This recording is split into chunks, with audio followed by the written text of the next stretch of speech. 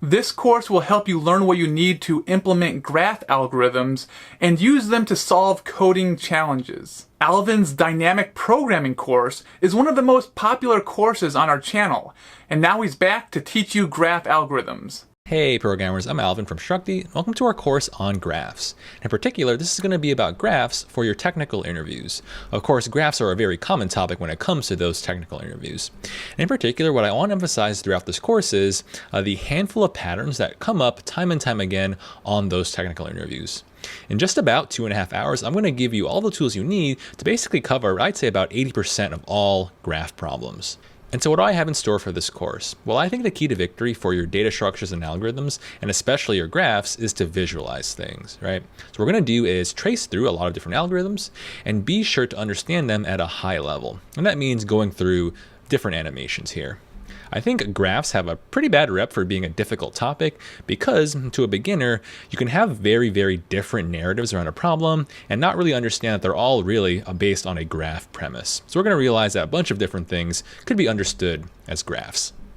So when it comes to the prerequisites of this course, I'm going to assume that you know nothing about graphs, but you do know how to code, right? So I'm going to have the expectation that you understand some recursion. So as you work through the course and learn about different graph patterns, we're going to use those patterns to solve some very classic interview problems about graphs, right?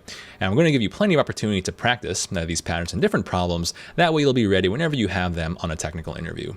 What I love about the topic of graphs is just using a handful of different algorithms, you can cover the majority of graph problems, right? For every graph problem that we cover, we're going to split it up into two sections. Section 1 is going to be about the approach for the video. So we're going to go over the strategy and overall theory and be sure to sketch out a nice meaningful picture. We're also going to talk about the complexity of the algorithm in the approach video. Following every approach, we're also going to implement the code, of course. I'm going to be writing all of my code in JavaScript. You'll be able to follow along in any language that you like. So that means occasionally I'll be switching to my code editor, where you, of course, can follow along. We're also going to be sure to provide links in the description as well as links on screen. That way you can formally read the prompts for every problem as well as look at the different test cases. All right, I think that's enough introduction for now. Let's hop right into the course. All right, programmers, so let's jump right into the course. And I want to start by giving you some background about your graphs. We're going to go over the graph basics that you need to start attacking problems in a technical interview. So first off, what is a graph? A graph is really just a collection of nodes and edges. So with respect to nodes, you can visualize them as typically just some circles with some data inside of them. So I'll put some letter values in my nodes over here. And when we refer to edges, that would be just any connections between nodes. So for example, if there was a connection between A and C, it would look something like this, right? What I can formally say is there's an edge between A and C. And I can create many edges between any nodes I want within this graph. Another word you might hear out in the wild when it comes to describing nodes is you might hear the word vertex being used, right? They're really the same thing. In this course, I'll stick to the word node. And an edge is just a connection between a pair of nodes. And that's really all a graph is at a high level. Where things get interesting is how we can use this graph framework to actually solve a problem, right? So if you think of these nodes as just things and the edges as relationships, a graph is great at describing the relationship between things. For example, we can say that the nodes here are cities and edges would be roads connecting cities. Or in a similar way, maybe our nodes here are courses and then the edges represent prerequisites. And so in the future, we're going to use graphs as a way to illustrate and frame some narrative problem. But let's talk about this graph in particular. Here I really have drawn a directed graph. And that's because I have some arrowheads along the edges. That would be in comparison to an undirected graph. So here I have really the same structure, except I don't have any arrowheads on the edges here. And that means that there is no directionality to it, right? If I look at the directed graph, let's say I was at the node A, well then I can travel to B or C. Let's say I move to C. However, once I'm at C, I cannot travel to A. I can only travel to E, right? And that's because I have to obey the direction of the arrowheads here. If I take a look at my undirected graph, let's say I was currently situated at the C node over here, then I do have the option of traveling to either A or E, right? So if I travel to A, that's all good. I can even travel back to C. So think of a undirected graph as a two-way street. For now, we'll just continue on with our directed version. Let me also introduce some useful terminology we can use when talking about the nodes in our graph. If I was currently situated at this A node, I can refer to B and C as neighbor nodes, right? So a neighbor node is really any node that's accessible through an edge, of course, obeying the direction of the edge. In other words, if I was currently situated at the C node, then I only have one neighbor of E, right? If I'm at the C node, then I won't consider A a neighbor. Awesome. When you visualize graph algorithms, you should really sketch a picture that looks just like this, right? Literally draw nodes as circles and arrows as your edges here. However, when it comes to how we implement this algorithm in some code, we're going to have to represent it in a more programmatic way. Right, so in my brain, I think of this image of like nodes and arrows between them. However, in my program, I'm going to use typically an adjacency list. It's probably a preferred way to represent graph information. Right?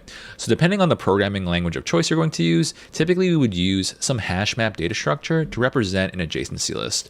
Really, you're looking forward to using some constant time lookup data structure that has a key value pair mapping. Right? So if you're in JavaScript, that'll be an object. If you're in Python, that'll be a dictionary. If you're in a language like Java or C, you'll be using an unordered map. Looking at this hash map I have drawn, or this adjacency list, the keys of this adjacency list are going to be every node in my graph, right? So I just have all of the node values, A through F, laid out as the keys. However, if you look at the corresponding values, the values are actually going to be an array, right? So if I look at this very first entry, it says that I have a node of A. And then in the array, I've populated all of the neighbors of A. That is, A has two neighbors of B and C. That's why I have this correspondence within my adjacency list. That holds true for every entry within my adjacency list. So for example, let's say I looked at the entry for E. So I go to the spot in my adjacency list where the key is E. It only has one outgoing edge to B. And that's why the array for E only has B inside of it. One thing to also note is even if a node has no neighbors, it should still appear as a key within my adjacency list. For example, if you look at the D node, D has no outgoing edges. That's why its neighbor array is empty. However, it should still at least appear as a key within my adjacency list, right? That way I can still know that the D node exists. So at the start of the course, we'll usually be taking in adjacency list as the information to represent a graph, right? But as we sketch through things on the whiteboard, we should be visualizing them using a nice picture like this. Awesome. So let's actually jump into our first pair of algorithms. To me, the must-know algorithm for a graph is really going to be to do some sort of traversal on it. Why don't we start by talking about a depth-first traversal, something you may have heard of before. Right now, we're going to talk about the depth-first traversal algorithm that operates on a graph. So let's start by understanding at a high level what order a depth-first traversal would give you. So let's say I had some starting node, and I'm going to choose A as my starting node, right? So I'm going to color it here in yellow. If I was following a depth-first traversal, now that I've chosen A as my starting point, I can either hit B or C next. I'm just going to commit to using B. So let's say I had the sequence so far of A, B. And at this point, if I was truly following a depth-first traversal, I must go deeper to the D node. In other words, I don't go to the C node yet. Cool, and that would be a true depth-first traversal, right? And at this point, now that I've bottomed out at D, D is a dead end, right? I can't travel to F from D because that would be disobeying the arrowhead. And so now I can move to that other neighbor of C. And from here, the algorithm would continue, right? I go from C to E and then E to B. And technically, I would have to double traverse some nodes like B and D over here. So overall, in this yellow coloring, I have colored the full region that a depth-first traversal would explore starting at A. Notice that if you started at A, it would be impossible to reach F. And that's kind of normal, right? That's kind of why we use these traversal algorithms. They can tell you whether or not you can travel between some nodes. And we'll see that literal problem later on, right? So you're probably wondering, exactly how do we implement this? But for now, I just want to stay focused on the order that we got, right? So just regarding our depth-first traversal, if we remember the first three, iterations of the algorithm, we hit the sequence of ABD, right? That's indicative of a depth-first traversal. Now let's compare that to the breadth-first variant. So I'm going to lay down the same exact graph.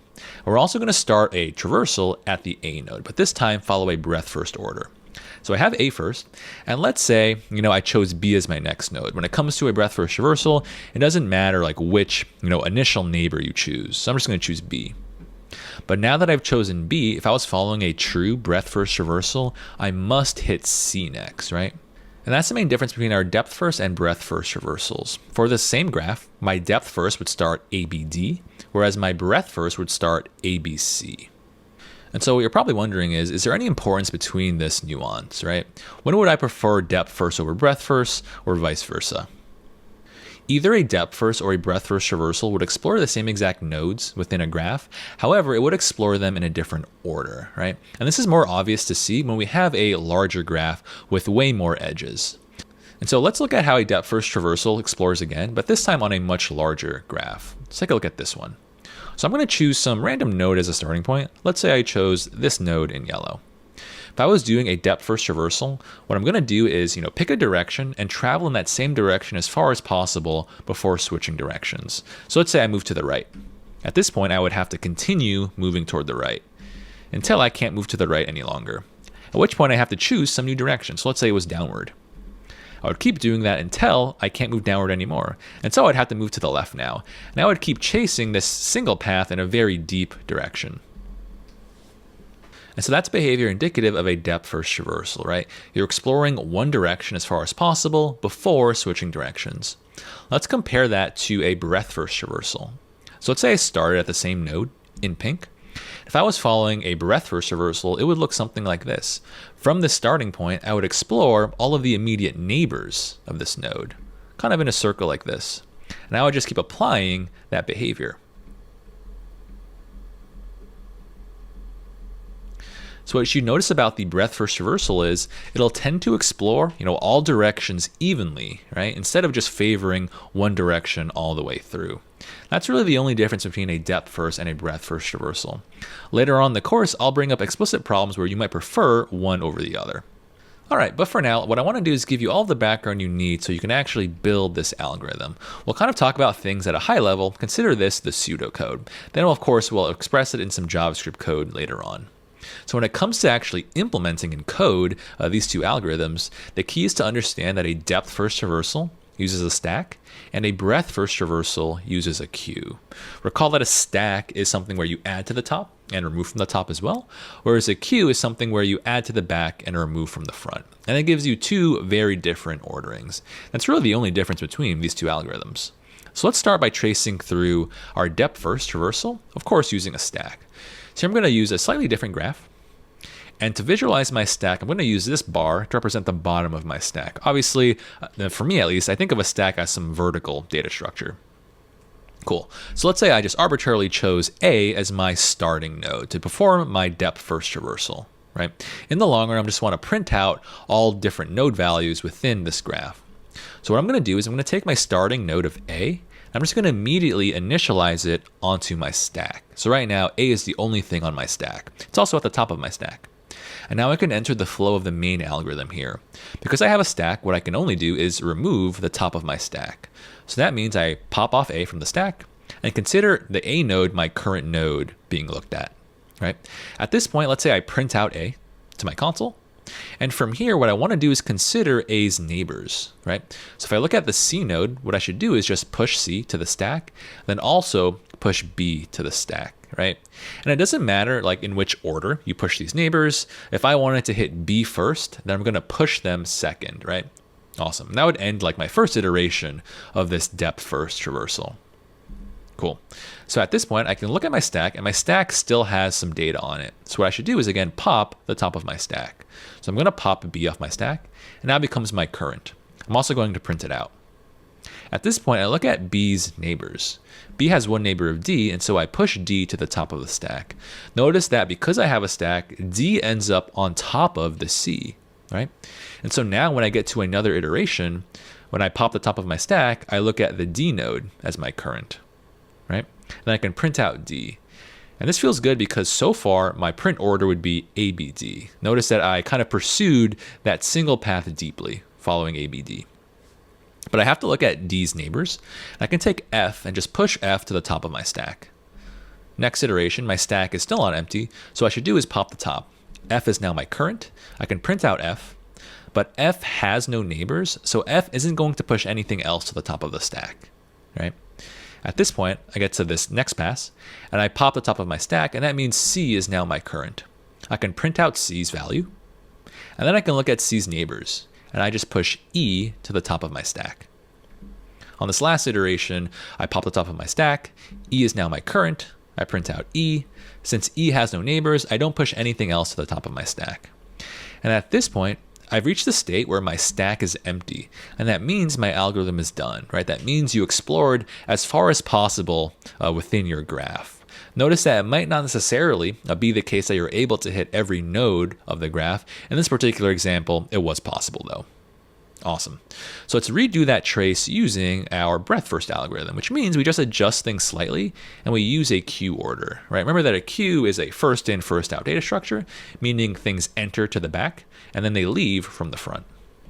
And so let's say I use this arrow to represent the directionality of my queue, right? And I start the algorithm in the same way. For my breadth first traversal, let's say I want it to begin at node A. So I just initialize my queue with A. Cool. So I start by removing the front of my queue. So A becomes my current node. I can print out A as well. And now I consider A's neighbors, right? So I consider B and C. If I wanted to travel to B before C, then I should push B to my queue first, right? So I add B to the back of my queue, right? And I should also add C to the back of my queue, right? And that would actually end my first iteration. So now I look at my queue. It still has some stuff on it, so I remove the front of my queue. That means B becomes my current. And of course I print out B. Now I consider B's neighbors, so I just look at the D node and I push D to the back of the queue. Since D enters through the back, it ends up behind the C, and that's really important behavior. Next iteration, I remove the front of my queue, so my current is now C, right? I can print out C, and then look at C's neighbors of just E. And I add E to the back of the queue, which means that in the order of my queue, E ends up behind D. And on my next iteration, I remove D from the queue, and I print out D and add its neighbor of F to the back of my queue. Next iteration, I remove E from the front of my queue, print it out. Since E has no neighbors, E is not going to add anything else to the back of the queue. And of course, finally, F leaves the front of my queue. I print out F. F has no neighbors, at which point now my queue is totally empty. And since our queue is empty, that would be the end of our algorithm. All right, and that's all there is to our depth first and breadth first algorithms. They're going to be the nice baseline code that we use to solve many different graph problems. I think that's enough theory for now. What I want to do is now switch to my code editor where we can actually implement these in JavaScript.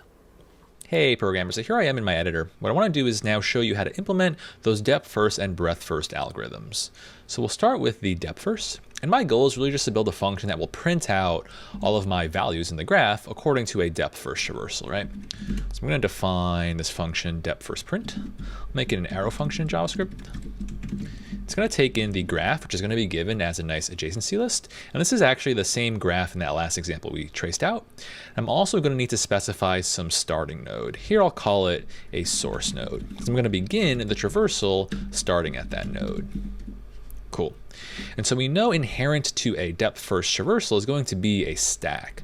So I'll show you how to implement this iteratively, which means you need an explicit stack. For me in JavaScript, that's as simple as just using a JavaScript array, right?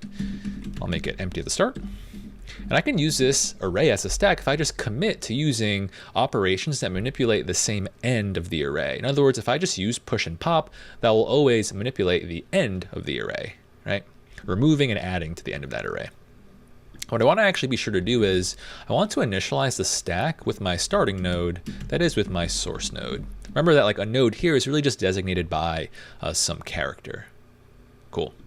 And when it comes to designing like the main loop for the algorithm here, you want to keep running the algorithm while the stack is not empty. In other words, while stack.length is bigger than 0, then I have to keep running. And that's very reminiscent to what we expressed on the whiteboard. So when it comes to performing like a single iteration of this depth first, what I want to do is remove the top of my stack. So if I do stack.pop, that will remove the last item of an array, in this case like the top of my stack, and also return it to me. So I'm going to save that to a variable. I'll call it my current. And so this point would actually be a great opportunity to just print out that current. So I'll console.log current, right?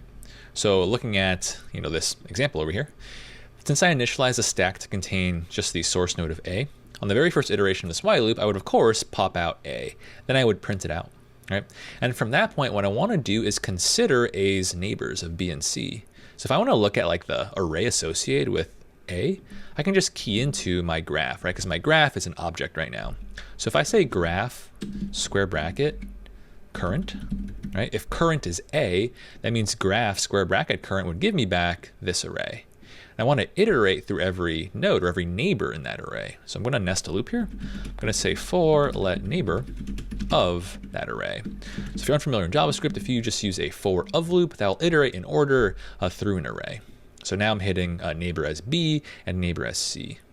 What I want to do with those neighbors is simply push them to the top of my stack. So that will just be stack.push and push this neighbor. Awesome. I'm going to be sure to push every single neighbor that it has. So sometimes I'll have 2 neighbors, other times I'll have 1 neighbor, or even no neighbors. That's really all there is to implementing a nice baseline depth first print. Something that I do want to point out, my favorite way to implement this algorithm is to consider like processing your node when it leaves the stack, not when it enters the stack. In other words, I usually write like my print statement right after something is popped. And the thing that I pop is exactly what I print, right? So let's go ahead and give this a run, see what we get. It looks like in my terminal, I got the order of ACE-BDF, which you'll notice is slightly different from what I expected from over here. However, this would be also a valid depth first traversal.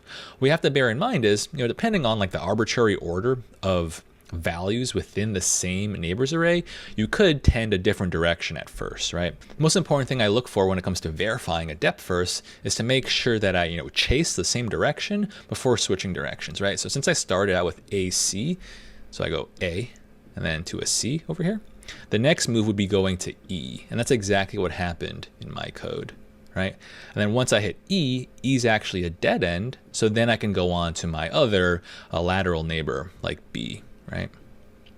And so I can contrive the same order I expected here if I just flipped this, right? So I put C followed by B. I'll give that a run. They're both valid depth first traversals. Let's see what we get now. Cool, now I get the exact order of ABDFCE. And really think about why that is, right? So let's say that I just popped out A from my stack. So I printed out A, that's nothing fancy, right? And then from there, I start iterating through the array that's associated with A, right? So in the first iteration, I iterate through C, right? If I push C on the stack, let's say this is the bottom of my stack. If I push C on the stack, it's right here. And then followed by that, I push B on the stack. Now B is on top. Since B is on top, I know like the next top level iteration of this while loop, I would remove B, and that's going to be the next node I visit. And so they're really both depth first traversals. Nice. So 2 things to note, you're definitely going to use a stack to implement depth first traversal. And you can use a stack in a few different ways, right? So here I'm using like an explicit like array as a stack, and I'm implementing this using some iterative code, right? So using a few loops, right? What you can also do is implement depth first recursively, because I know any recursion uses the underlying call stack. So let me show you how to implement that as well. And when it comes to having all these different tools in your arsenal, I would definitely practice both the iterative and recursive flavors. We'll see that later on in this course. So let's say I wanted to solve the same problem, but now recursively. It's actually going to be less code. So I'm going to have the same sort of arguments here. I'm going to have the graph, which is the adjacency list, as well as a source node. Consider like the source node as like your current location. So if I'm at some node, maybe the first thing I should do is just print out myself, right? Print out this node. So I'll do is console.log this source node. And that feels good just from the get, because when we actually do a top level call to this recursive function, they're passing in A as the source node. So I do want to begin A as the first node in my print. And then from there, I need to look at A's neighbors. Well, if you want to look at A's neighbors like before, just key into the graph adjacency list using that node, right? And this would give me an array of C and B. Now I just iterate through that array. So I'll say for let neighbor of that array. And at this point, what I want to do is now do the recursion, right? So I make a recursive call on each of these neighbors. So for me, that means just call depth first print. You give the same graph, right? The graph object doesn't change, but you should change like the source node. Now you want to pass in that neighbor as the source node. And you're going to make a recursive call for every neighbor in that array. And this would actually be all we need. Let's go ahead and just run this version. Give that a run over here. It looks like now we get the order ACE-BDF, and that's really, again, another type of depth first print, right? It's not exactly this order, because this time we chased C first, right? We went ACE. If I wanted to get exactly this ordering in my recursion, then I would have to put B first, right? Really same sort of pattern though. Let's give that another run. Good, ABDFCE. One thing I want to bring up about this recursive depth first is it has no explicit base case, meaning there's no obvious like if statement that just like returns like you typically see in most recursion. That's because in this problem I have an implicit base case when a node like E is a dead end, right? Let's say my current source coming in is E. Well, then when I iterate in this for loop, I'm iterating through this empty array. And that means I have 0 iterations. If you have 0 iterations, then you never make a recursive call. Right? So that's the same thing as having a base case, right? A base case is really just a scenario where we don't have a recursive call. So that's how this code still works. All right, so now you know how to implement depth first in 2 ways, right? Iterative and recursively, and they both use definitely a stack. Let me now show you how to implement your breadth first, right? So we'll comment out some of this code. Now we'll do a nice breadth first. Give myself some room over here.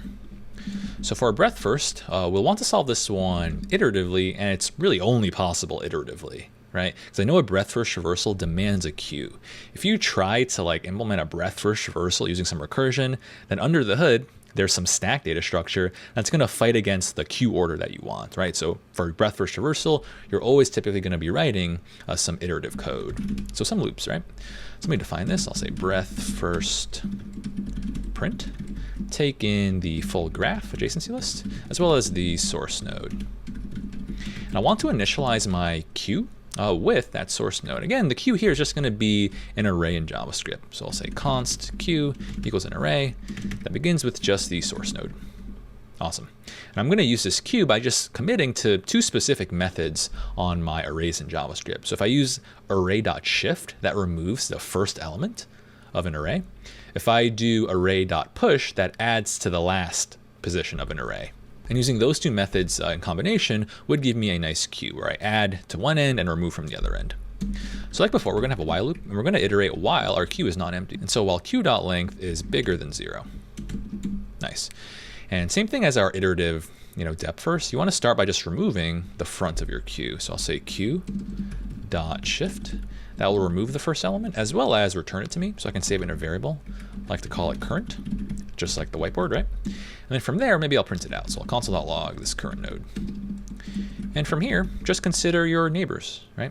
So if I key into my graph using this current node, that would give me an array of its neighbors. And I want to loop through each of those neighbors, so I can say for, we'll say let neighbor of that array. And for that neighbor, I want to add them to the back of my queue. So for me, that would mean simply queue.push. I'm going to go ahead and push that neighbor. Awesome. So I remove from the front and I add to the back. So that looks pretty good. Let's go ahead and give it a run. And actually, before I do that, I'm going to change the order of this. I'm going to put C and B.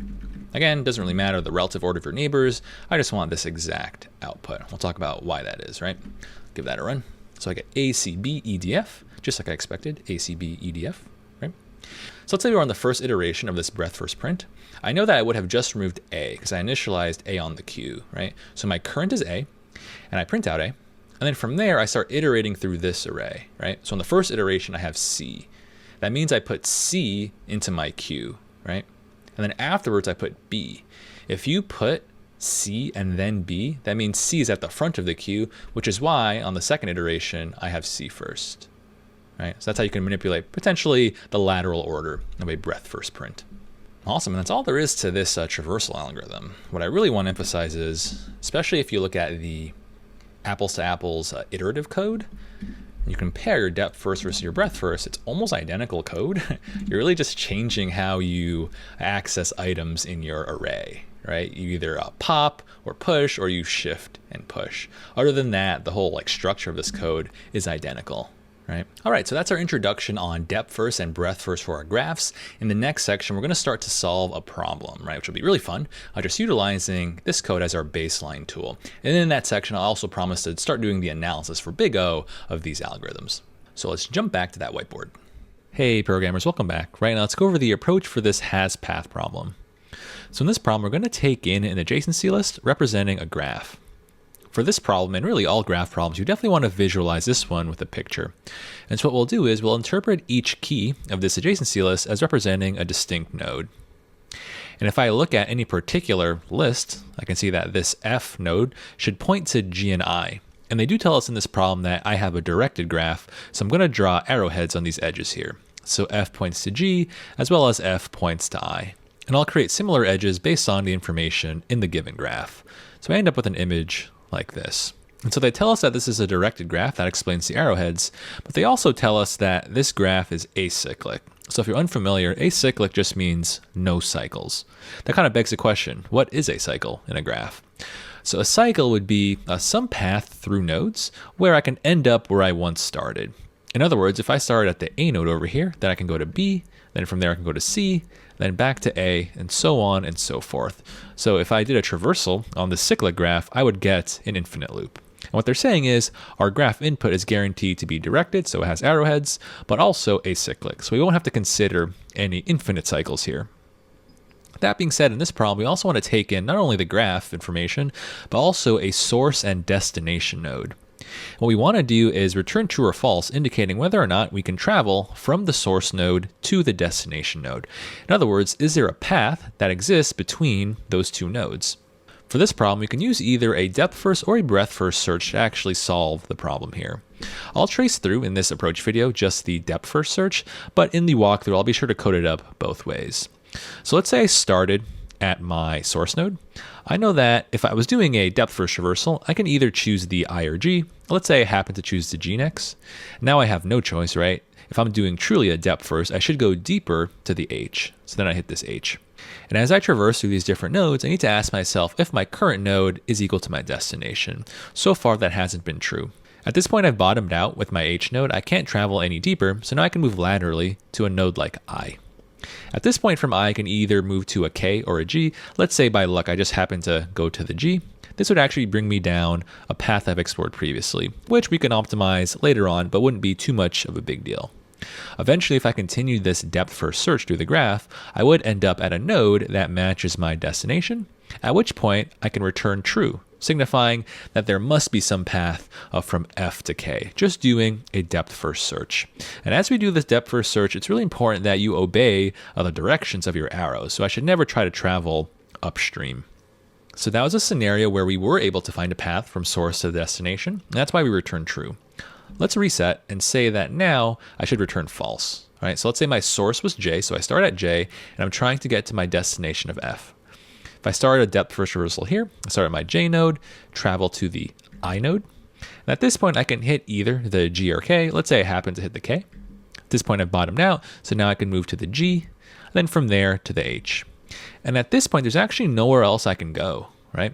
So if I finish my traversal through the graph using either a depth first or a breadth first and I never hit my destination, then I can just return false, right? It must be the case that there is no such path from my source to my destination. When it comes to implementing the depth first and breadth first traversals on this graph, it's going to be exactly what we're used to. You can either use a stack and solve it recursively, or you can do it iteratively and use a queue, in which case you'd be doing the breadth first traversal. If we talk about the complexity of this, let's say that n is the number of nodes of our graph. A common thing that you can also do with these graph problems is define e as the number of edges. Here an edge just refers to a connection between two nodes, basically just the arrows. So if we use these two terms of number nodes and number edges, we would have a time complexity of O of e, O of the number of edges. That's because we would have to travel through every single edge of our graph. Here, the space complexity would be based on the number of nodes, right? If I solved it recursively or even iteratively with some sort of a depth first stack, then in the worst case, I would have to have every single node on the stack, right? Likewise, if I solved it iteratively with a breadth first, then I would have every single node on the queue.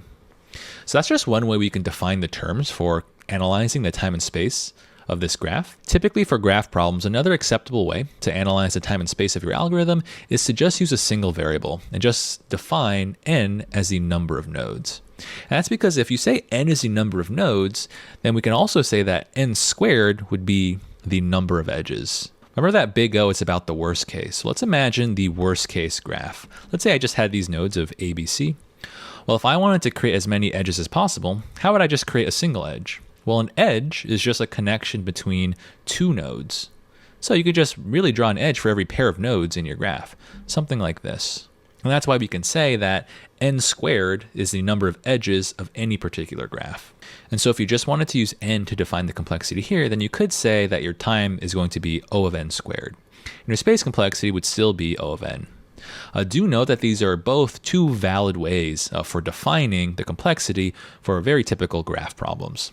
That being said, I think this is pretty straightforward. Let's hop into the walkthrough video where we'll actually implement both a depth first and a breadth first solution for these. I'll see you there. Hey programmers, Alvin here. Right now let's go over a JavaScript solution for this has path problem. And so we'll jump right in. We're going to start by solving this one using a depth first traversal, which I know requires some underlying stack data structure. I'll just implement it using recursion so I can leverage the call stack to get my ordering. And so I'm going to solve this recursively. I'm going to consider my source argument as like my current position during the traversal. And so I can have a base case and check, all right, if my source is equal to my destination, then I must have found the thing I'm looking for, so just return true. This base case signifies that I found my destination, so there must exist a path, and so I return true, always paying attention to the type that they want us to return for this function. But let's say it's not true. Well, then I need to keep looking. So what I should do is consider my current node, which is source, consider its neighbors. If I key into my adjacency list, I know that this is going to be an object. So if I key into it using my source, that would give me an array of all of its neighbors. So for example, let's say I was staring at this one. If my current source was f, and I say graph square bracket f, I would get back an array of g and I. So now I want to look through the neighbors, right? So what I can say over here is turn this into a loop and say for let neighbor of those neighbors, I want to traverse to them, which means I call recursively, right? Call has path. Keep your graph the same, but update your current position. Now I'm going to be situated at the neighbor, and the destination stays the same, right? I always have the same goal to get to. And I'm solving this one recursively, so think about what type this is going to return. I know it's going to give back Boolean, right? It's going to tell me whether or not there is some path between my neighbor and the destination, right? So if there's some connecting point or some connecting path between my neighbor and the destination, then I know that there must be some path from my source to the destination, because your source is definitely next to your neighbor, right? So there would be a path between all of us. And so what I'll do is check if this recursive call returns true. I'll make it explicit here, maybe it's clear. And so if there is some path through my neighbor to the destination, then I can return true, just pass that true upward. Because once I find a path, you can just exit out and return that true all the way back to the top level caller. But let's say that this call returned false. That means that there is no path through my neighbor to the destination. But it could be the case that some other neighbor is actually going to work out. And so what I don't want to do is just say like else return false. You should be able to immediately catch that code like this is suspect, because there's no point of having a for loop then, right? If in either case you're always going to return, then you're never going to have a second iteration of this for loop, right? So if I don't find a path through my neighbor, so if this call returns false, then that's okay. Just continue on to the next iteration and search through your other neighbor. That begs the question, where should we return false? It needs to be after the for loop. So only after I search through all of my neighbors and I never find a winning path should I return false. And that would be our nice depth first traversal. Let's give that a test run. Awesome. There we have it. One thing to bear in mind here, we are leveraging the assumptions in the problem, right? They tell us straight up that the graph you're going to be given is acyclic. So there are no cycles. So that's why in our code, we didn't really worry about getting trapped in an infinite loop. In our upcoming problems, we'll have harder graphs that actually deal with that cyclic case. But for now, this is a good baseline solution. While we're here, let's also do a breadth first solution, which you know by now should be iterative, right? There's no way to do like a breadth first recursively. And so I need to create my own queue. So I can create a queue kind of in a pinch. I always just use an array in JavaScript. I'm going to initialize that queue with my source on it. So I'm going to refer to like source and destination. They're really nodes, but in the context of like our problem, they're really just given as strings, but they represent nodes, right? So think about the information they represent.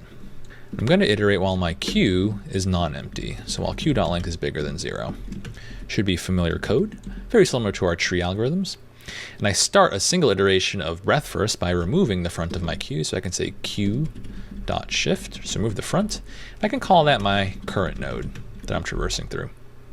And now that something has left the queue, typically here is where I check. I can check, all right, if that thing I just visited, if that is my destination, then I can just return true, right? I found the thing I'm looking for, so there must be a path that connects my original source and my destination. Nice. But let's say this was not true. Well, then I need to consider its neighbors. So like before, to look at the neighbors, just key into your graph using the source. I could say graph square bracket source. That gives me an array of all of the neighbors, all the neighboring nodes. So what I want to do here is iterate through every neighbor over there.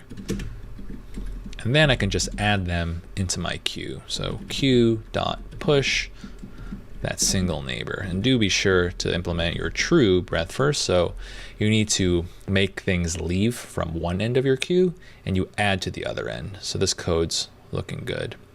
So you should realize how similar this is to our old like binary tree breadth first, except now we have to account for the fact that we could have like a dynamic amount of neighbors here, not just dot left and dot right. So I'm just iterating through all those neighbors and adding them. I need a way to return false, and you guessed it, the move is after you finish this entire while loop, if your queue becomes empty, then you must have explored as far as you could, and if you never return true, then now you can return false, because it must be the case that there is no path between your original source and your target. So let's give this a test run. We'll have a very similar time and space complexity, but this would be the code for all of my iterative fans. So here I'm getting a little error. Let's see what we did wrong here. So it looks like I timed out here. Let's debug this one together. If I had to guess, that means I did something wrong. I'm getting trapped in an infinite loop. This condition looks okay, right? Queue.length greater than 0. And so, here it is. Must be the case that I'm not correctly iterating through the neighbors. Here I just wrote source. Instead, I need to say current, because now I'm doing this iteratively, right? So whatever node has just left my queue, I consider that node's neighbors and add them to be visited next through my queue. So let's give that a test run. Honest mistake there. Cool, and there's our breadth first solution for this has path problem. So what I want you to do is practice both the depth first and the breadth first. Like you expect, we're going to do a lot of graph problems coming up. And depending on what the problem is asking, sometimes we'll prefer one type of algorithm over the other. So it's really important that you practice both of these algorithms now while the problems are relatively easy. So practice this, give it a shot on your own, and I'll catch you in the next problem. See you there. Hey programmers, Alvin here. Right now, let's go over the approach for this undirected path problem. So we'll jump right in. In this problem, we're going to be given an edge list for a undirected graph. So if you're unfamiliar with the terminology here, really what we're saying is every pair in this edge list represents a connection between two nodes. For example, if I look at the first edge in the edge list, I see I, j. That means that there's an edge or connection between I and j. And since this is an undirected graph, not only can I directly travel from I to j, but I can of course move from j to I. So it really represents a connection in both directions. And so as we start to attack this problem, what I want to do is actually convert this edge list into a more favorable format like an adjacency list. That's because typically when we perform our traversal algorithms, they work best on an adjacency list form. So let's start by doing that conversion here. And that'll actually be pretty easy to code up. So I want to basically generate a graph where I have nodes as keys, and I want them to point to an array of their neighbors. For example, if I wanted to convert the first edge into an adjacency list form, what I can do is create keys for I and j. I know that I is a neighbor of j, and also j is a neighbor of I, so I'm going to populate those neighbors respectively. Now I'll just follow this process for another edge. So if I look at the edge k, I need to create a new key for k. And I'm going to populate that with I, and then for the existing key of I just add k into that collection. So do bear in mind, the most important thing about this conversion is because we know that the graph is going to be undirected, whenever you put a connection within your graph, make sure that you have the inverse connection. So if I have an edge from k to I, then I also need to have information for I to k. And this process would just continue for the entire list of edges. And by the end of this conversion, we'll end up with an adjacency list just like this. And now we're ready to perform our main algorithm. When we go through the code walkthrough for this, I'll show you in depth how you can actually create this adjacency list. And so when we want to actually come up with a traversal algorithm to solve a graph problem, it really helps if you actually visualize the shape of your graph. So I actually want to visualize this in terms of nodes and edges. So that means a bunch of circles and lines between them. So if you drew out a nice picture for this graph information, you would end up with a diagram like so. And so we'll go through the rest of this approach video just referencing this diagram. Something important I want to bring up at this point is, for this graph, a very common case you'll have to handle is, what if your graph has a cycle? And that's especially true for your undirected graphs. And so just for the purposes of this approach video, I'm going to add an additional edge just so we can talk about an explicit cycle. So I'm going to add one new edge from K to J. Cool. And the reason is now there's a nice big cycle of length 3, highlighting it in red right now.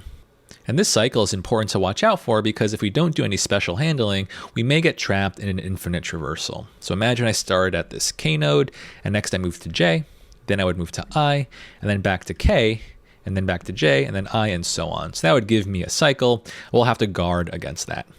And so I can have a cycle of 3 nodes here, right? And you can really have a cycle of basically almost any size as long as it's more than 1. So for example, if I took a look down here, notice that my graph actually contains technically like 2 separate islands, but we would consider them as just one giant graph, right?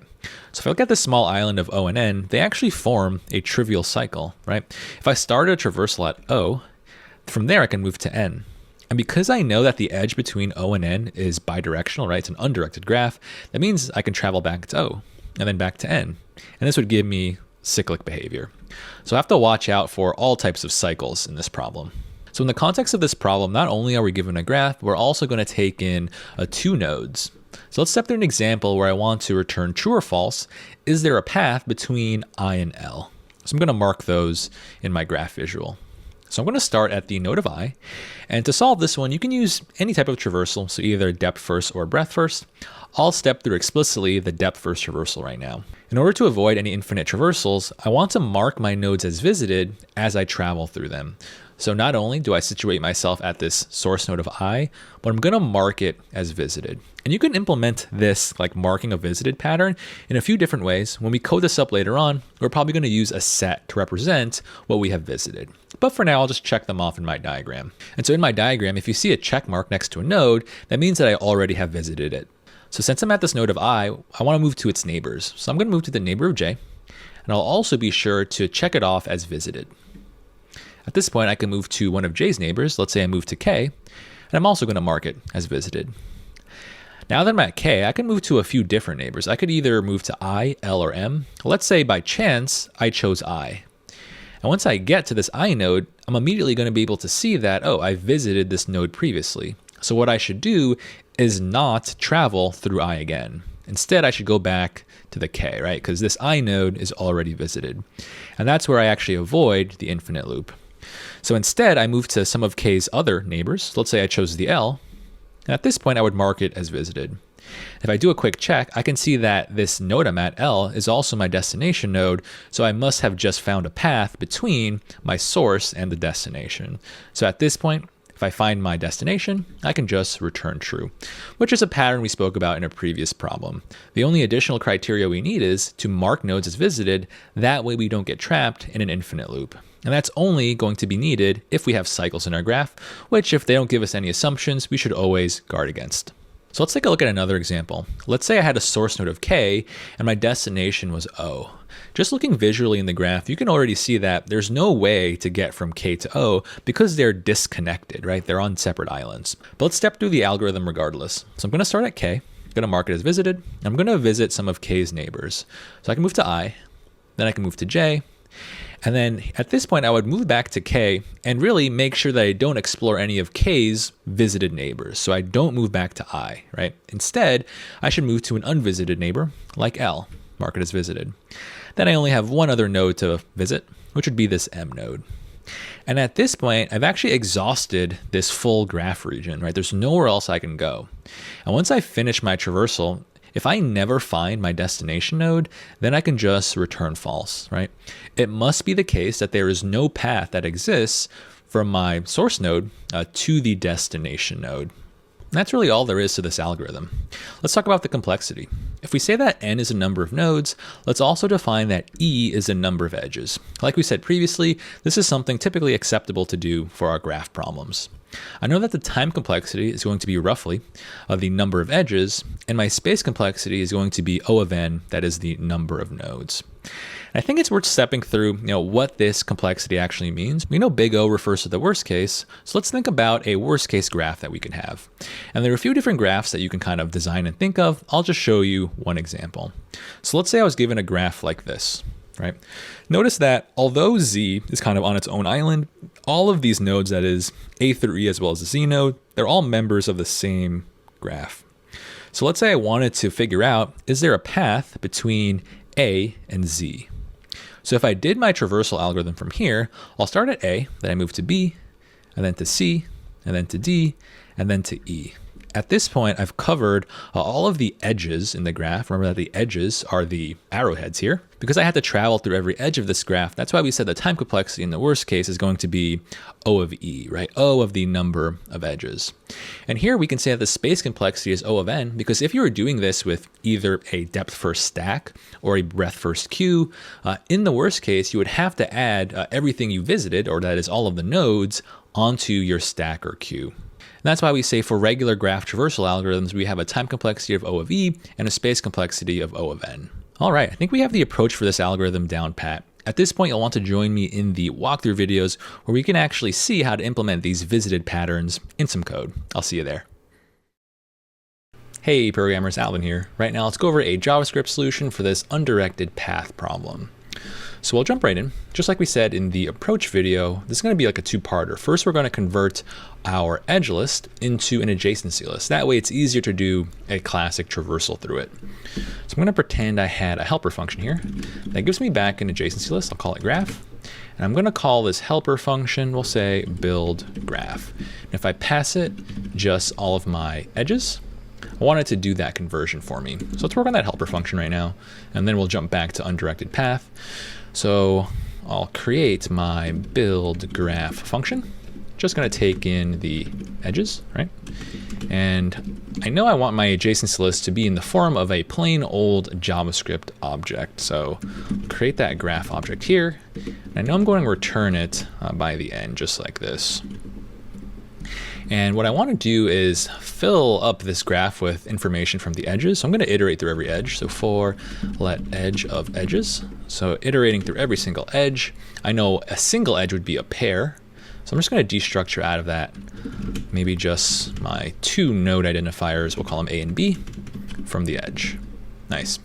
What I want to do is now initialize these nodes as keys of this graph object. So A would be something like this I node or this K node, right? So what I'll do is check if A is in my graph. I think really to clean up this code, it'd be better if I check if it's not in the graph. So if the A node is not in the graph, then what I can do is initialize it in the graph. So use it as a key and assign it to be an empty array. And I'll do the same for B over here. All right, so I'm initializing A and B in the graph if they don't exist. And once I do that, then I can safely just add neighbors into their edges, right? So I can say graph square bracket A dot push B. So now I'm saying that, all right, B should be a neighbor of A, but I know that this is an undirected graph, right? So that should be symmetric. In other words, then make sure you push A into the neighbors of B. So it's really important that you notice that this is an undirected graph, so your adjacency list needs to be symmetric in that way. So if A is in B's neighbors, B should also be in A's neighbors. So that's looking pretty good.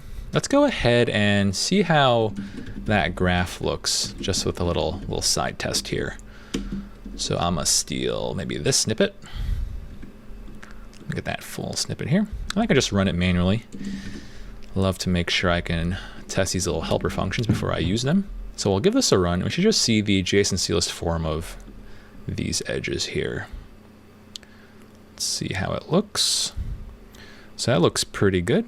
So I'm seeing that, all right, I is connected to J and K, right? And that looks correct based on these edges.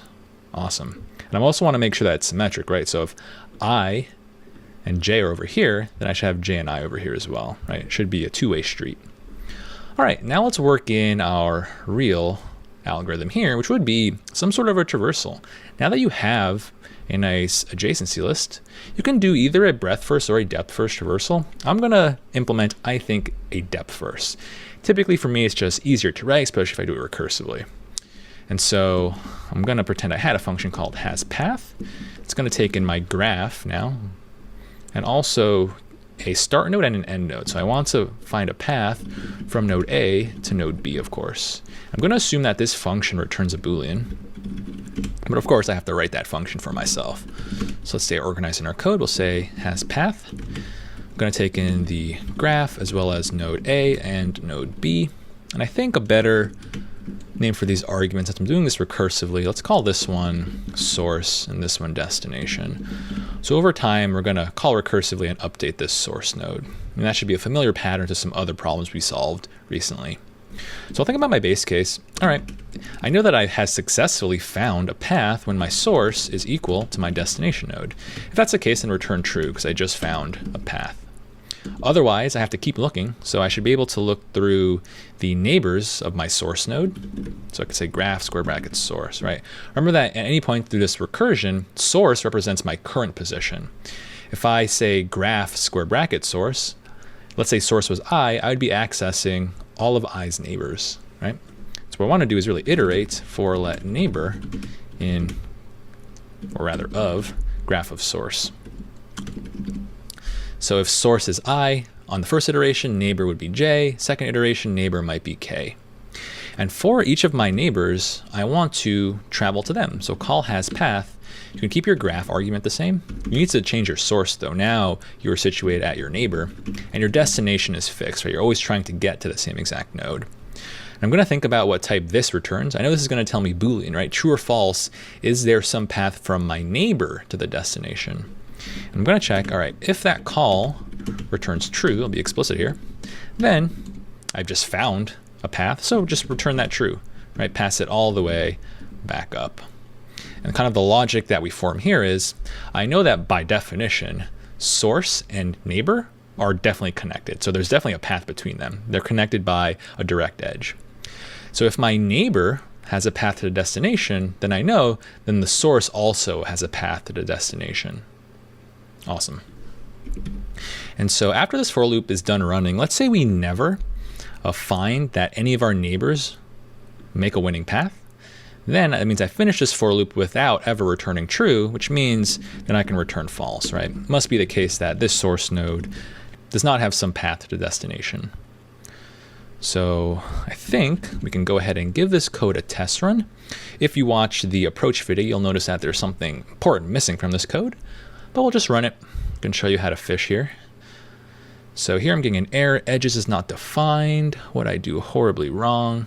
Line 34, let's look at line 34 over here. So, gotta take out this call. Don't need that anymore. That's on me. Let's give that a test run. So that was not the error I was expecting. I am expecting some sort of an infinite loop though. Perfect. So I'm getting maximum call stack size exceeded, so I got like an infinite recursion really. And that's gonna occur because we didn't account for the case where we have cycles in our graph, right? We need to avoid that.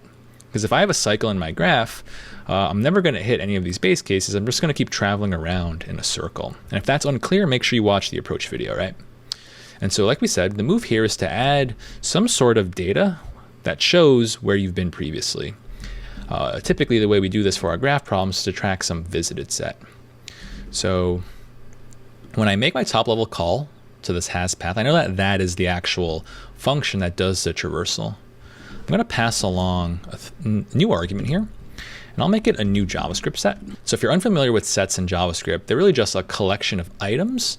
And what's really great about a set is in O of 1 time, I can add something into the set, and I can also check for something within the set, which is going to be very, very quick for our traversal. I don't want to use something slow like an array, because to do a lookup or a check within an array, that would actually be O of n time. Whereas for a set, it's O of 1.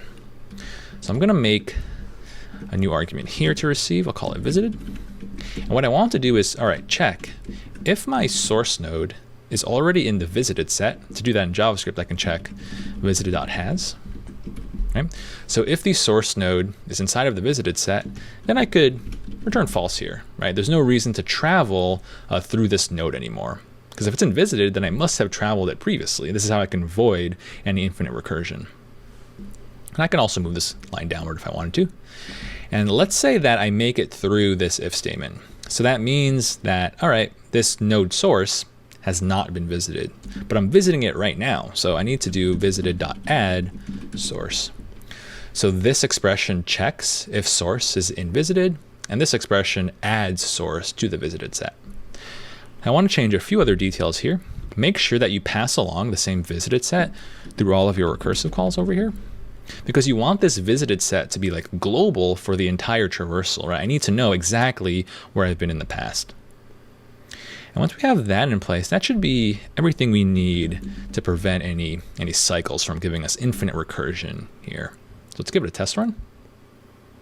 Awesome. And there's a solution for our undirected path problem. So important things to take away here. Do consider this problem a two-parter, right? Phase one is really straightforward, just converting an edge list into an adjacency list, which is actually an important skill to practice, because when it comes to some problems you'll face in the wild, they are all going to be basically graph problems, but sometimes they'll give you the graph in like a different format, and you can always convert it into a format that you're comfortable with. Then from there, we have a really core pattern of just doing a traversal through a graph, but also guarding against infinite loops, right? And to do that, we just use some sort of a visited set. Hey programmers, welcome back. Right now I want to go over the approach for this connected components count problem. So in this problem, what we want to do is take an adjacency list representing an undirected graph. As always, with any graph problem, you want to start by visualizing the actual graph. And so if you took a picture of this information, it would end up looking like a graph with this structure. The first thing we should notice about this visual graph is that it has multiple connected components.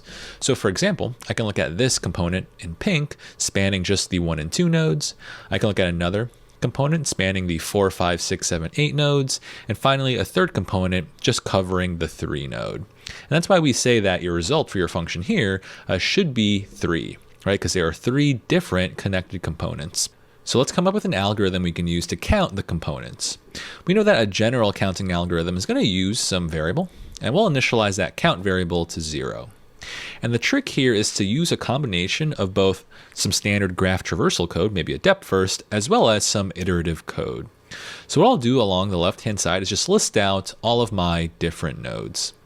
And what I'll do is start by iterating through every node of this list. And what I'm going to do is, when I'm currently at some node of this iterative list, I'm going to start a traversal at that node. So right now, starting at the node of 1, I begin, let's say, a depth first traversal. You can really implement this pattern using either a depth first or a breadth first. So let's say I start at the 1 node over here. What I should do now is continue this traversal as far as possible. That's the key to victory here. So from this 1 node, I can move to a neighbor of 2.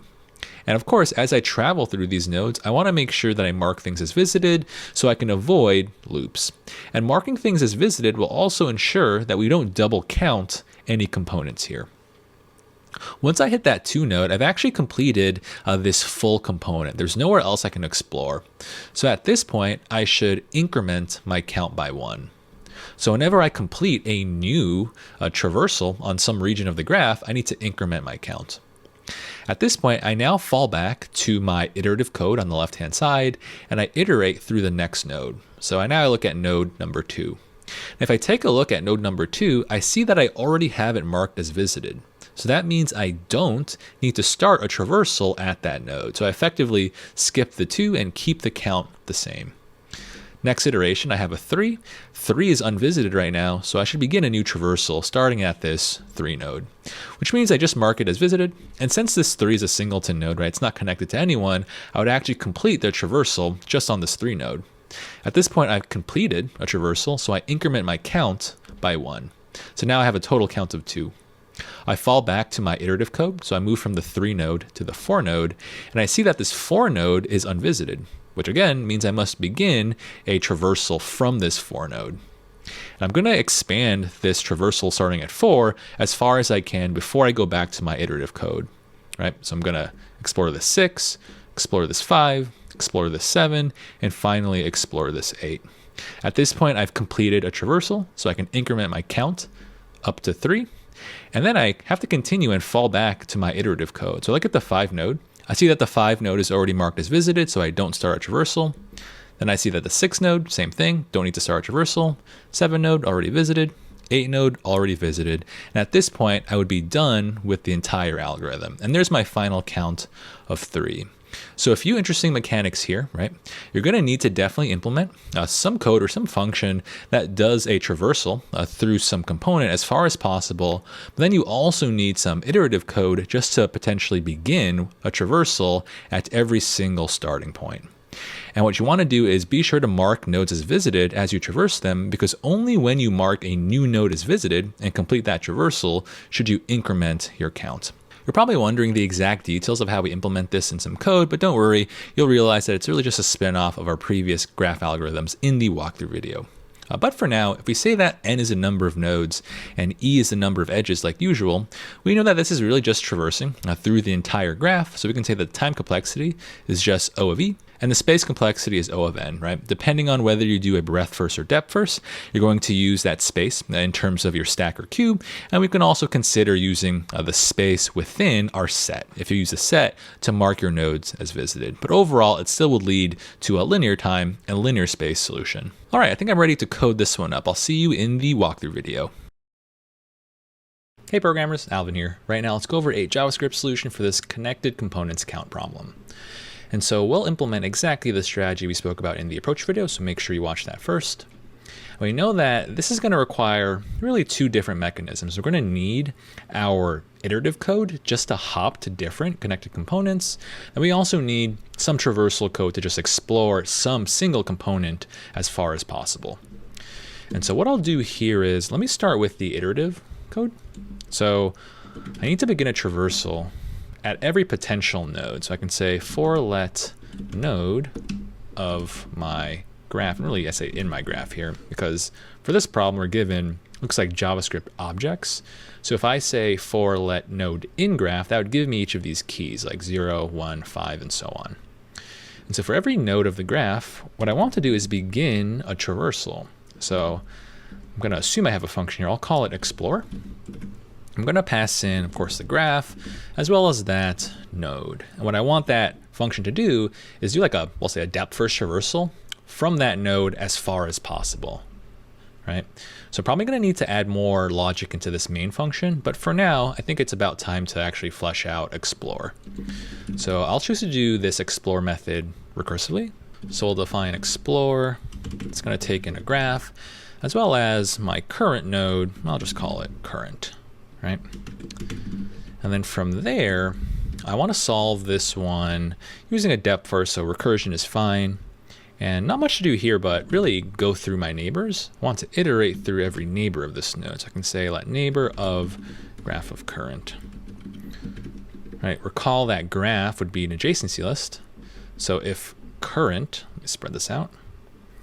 So if current was a node like 8, then on the first iteration, neighbor would be 0. Next iteration, neighbor would be 5. So here I'm just going through all the neighbors of my current node, and I just need to traverse to them. So I can call explore, pass along the same graph, that doesn't change, but now my new current node would be that neighbor. Just like that. And this will perform the baseline of just the kind of depth first traversal, but we need to also mark things as visited. Like we said in the approach video, that's a really important part of this solution. And I want this like visited set to be global for my entire traversal. So I'm gonna have to create it maybe in my main function over here. So I can create my const visited, make it a JavaScript set, because JavaScript sets offer me O of 1 lookup and O of 1 addition. And I can pass this visited set by reference into all of these calls over here. So I know I'm going to receive visited over here now. Now I want to actually start using visited. So a few things to note, right? I definitely want to use visited to prevent cycles, right? That's one of the main reasons we always add visited to our graph traversals. So some familiar code here. If I've already visited this node, so if visited has this current node, then nothing much to do here, maybe just return false. Later on, we'll see the really cool trick we use here by returning false, right? It actually serves two purposes. So return false because this might be a cycle. And then I need to make sure that I pass this visited set along over here as well. Nice.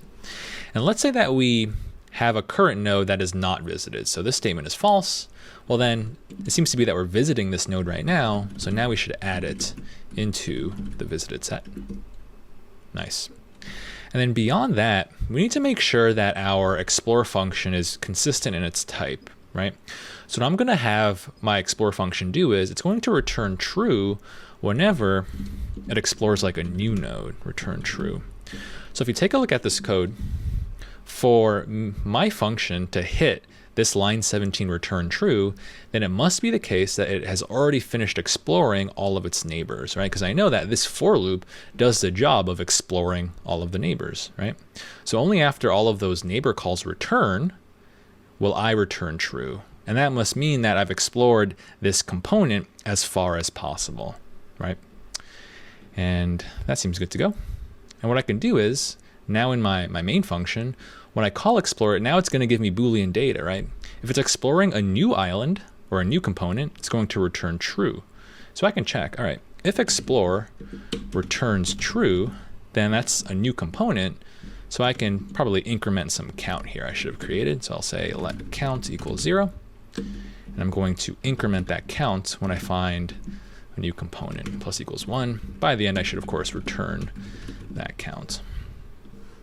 And what you'll notice is for scenarios where we, let's say, iterate into a node that we already explored, when I make this call, I know that that call is going to return false. Because if something's already explored, it would have been added to visited.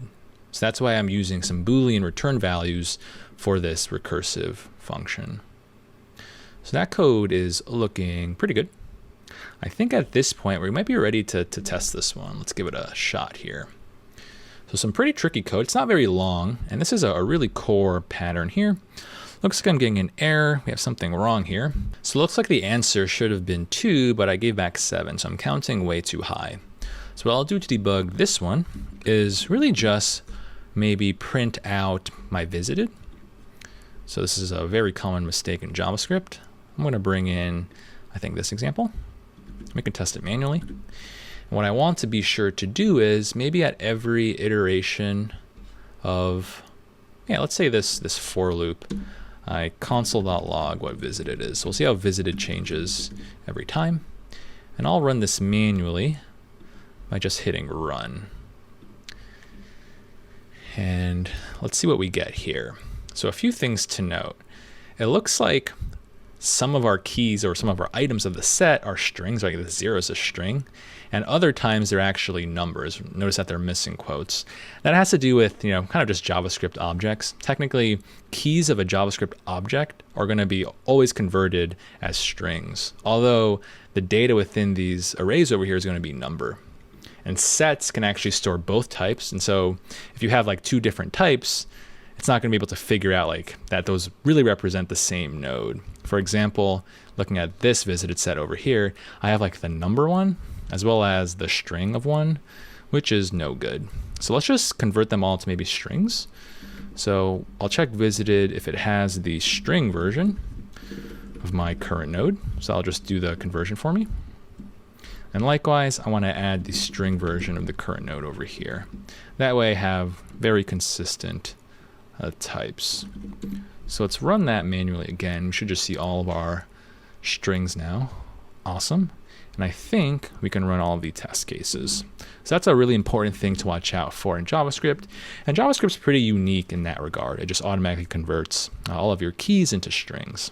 Awesome. All right, programmers, that's all I got for this connected components count problem. What you want to do is really practice this problem. It's actually a very, very common interview question, and there are many variations of this problem that we're going to do in the future. Hey programmers, Alvin here. Right now I want to go over an approach we can use for this largest component problem. So in this problem, we're going to take in a graph, just like we've been doing as of late.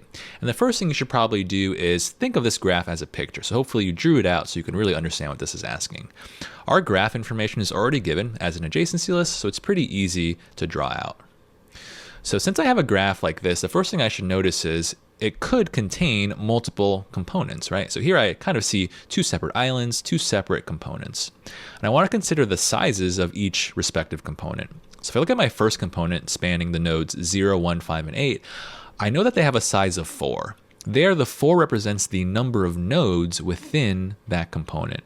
So I'm really interested in the number of nodes of a component, not necessarily the number of edges. If I look at the other component that spans the nodes 2, 3, and 4, that definitely has a node group of 3. And this problem really cares about the largest component, so I should just return 4 because it's the largest component size. So when it comes to what this question is asking, you do have some familiar patterns if you've been following these problems in order. And of course, I always recommend that you do these problems in order. So how can we go about solving this one? Well, I know I'm going to need some sort of iterative code. That way I can travel and hop to different components or different islands. Then I can probably do some depth-first traversal variation that also finds the size of a connected component. So let's step through how this algorithm might run. On the side, I'm going to list out my nodes to represent how I'm going to do the iterations to begin a traversal at every node as my starting point. So I'm going to start at node 0. And since node 0 is unvisited right now, I'm going to begin a brand new traversal starting at node 0. I know I'm going to mark my nodes as visited as I go because, like usual, for our undirected graphs, you want to watch out and prevent any cycles that you might get trapped in. And I know that this depth-first traversal is going to explore this full region as far as possible. And by the power of recursion, it'll be pretty easy to implement some pattern that can count every node as we traverse through it. So I'm going to treat each of these nodes as just being a single node, of course. And eventually, those ones are going to return to my top level call, in which case I can add them all up, getting me a grand total of 4. If this feels very hand-wavy and you're wondering, like, how the heck are we going to code up that pattern? Don't worry. It's actually a pattern we've seen before, and so I'll cover that in detail in the code. Just know for now it's actually not a big deal to get the count of nodes, right? So now that I know that the size of this component is 4, what I should do is, I guess, store it as my current largest island or component I've seen so far, because it's the first component that I've considered.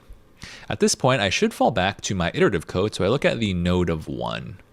What I should notice is this node 1 is already checked off, right? It's already visited, so there's no reason to start another traversal from this node. Because if it's visited, that means I have already explored the component that node 1 is a member of. So I can basically skip it. Go on to node 2 in my iteration. Since node 2 is unvisited, I should begin a new traversal over here. I know that this depth-first traversal is going to explore that component as far as possible, and it's going to go ahead and count all of those nodes as 1, and eventually sum up those counts together, giving me a count of 3. And so this next component has a size of 3. I need to compare that 3 against my current largest of 4. Obviously the 4 is bigger, so the 4 gets to stay as the largest. When I fall back to my iterative code, I get to my node of 3. 3's already visited, so no reason to start a new traversal. 4 is already visited, so nothing to do. 5 is visited, and of course 8 is visited as well. And at this point we're done looking at every single node within our graph, and we must have explored every single component. So we can just return the final value that we have stored in that largest variable. Awesome. When it comes to the complexity of this algorithm, it's pretty straightforward, and it's basically exactly all of the algorithms we've seen so far. If we say that n is the number of nodes and e is the number of edges, we know that the time complexity is going to be roughly O of the number of edges, really just exploring through the entire graph. We can also say that the space complexity is also going to be linear, really just O of n, because through all of this, we're probably going to be storing all of our nodes in a set, right, to track visited. And depending on how you implement your traversal algorithm, whether you use depth first or breadth first, you're also going to use a linear amount of space through your stack or your queue. So overall, we're looking at a very efficient linear solution. And so with that, I think I'm ready to code this one up. What I want you to do though first is possibly give this one a shot on your own first, because we're really just utilizing some code that we've seen in the past. So give it a go on your own. And if you get stuck, you can find me in the walkthrough video. I'll see you there. Hey programmers, Alvin here. Right now, let's go over a JavaScript solution for this largest component problem. So this problem is going to be really just a spin-off of our last problem. So we'll hop right into it. And as always, make sure you watch the approach video first. And we'll start by building our code that will help us start a traversal on disconnected islands here, right? Disconnected components, we should say. And so I'll start by iterating through every node of the graph. That means I just iterate through the keys of my input object here. Because remember, we're given this graph as already an adjacency list. So I can say for let node in the graph. So that'll give me the nodes like 0, 1, 5, and so on. And what I'll do is I'm going to start a traversal here, right? So I'm going to pretend I had a function. I'll call it explore size. And if I give it the graph information as well as the node that I want to traverse through, hopefully it actually does a traversal through that entire connected component, right? And what I'm going to assume is, let me assume that this function actually returns the size of that entire component. So that would be a number, right? Representing the number of nodes in that component. And so if I had that, I should receive it here, call it size. And I know I need some like max value logic for this entire for loop. So I'm going to create let longest, initialize it to 0. And then from there I can check, all right, if the size of the component I just found, if it's bigger than the longest, then I can replace the longest. Simply longest equals size. Then after the for loop, I would just return the longest. Of course, I need to write this explore size function. So I'll implement this as a type of depth first. So I'm going to make it recursive. Explore size, take in the graph, as well as our current node. And a few things I should watch out for here. They tell us that we have an undirected graph, and so we need to make sure that we avoid any cycles. So what I'll also set up here is some classic structure. I'm going to use a visited set. I'm going to use a set because it gives me O of 1 lookup and O of 1 insertion. So now that I have my visited set, I can pass that along as I start the traversals. And now let's work on a base case.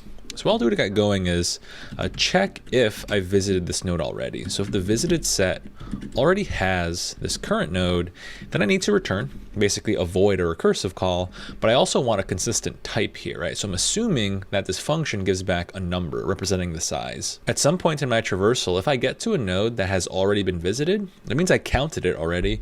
And so I'll treat it as 0 right now because I don't want to double count my nodes, right? Otherwise it would be inaccurate here.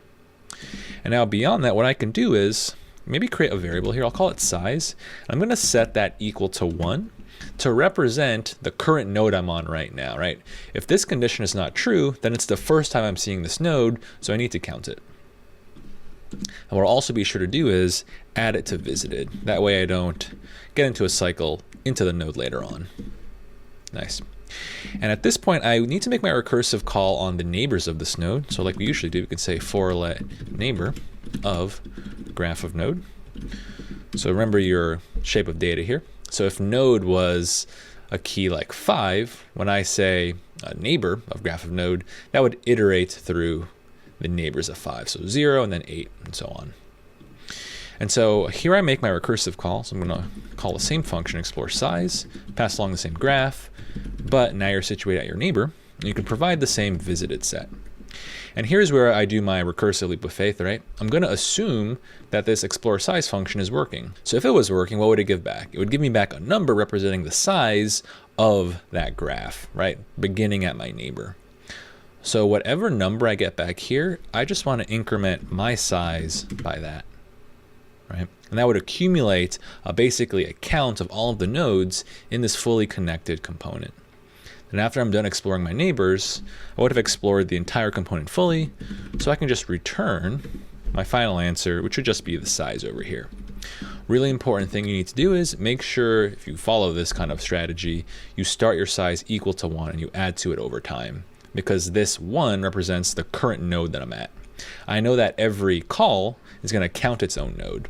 So over time, this will actually accumulate everything I need. So that feels pretty good. We have our nice visited logic, and we already wrote our main function here.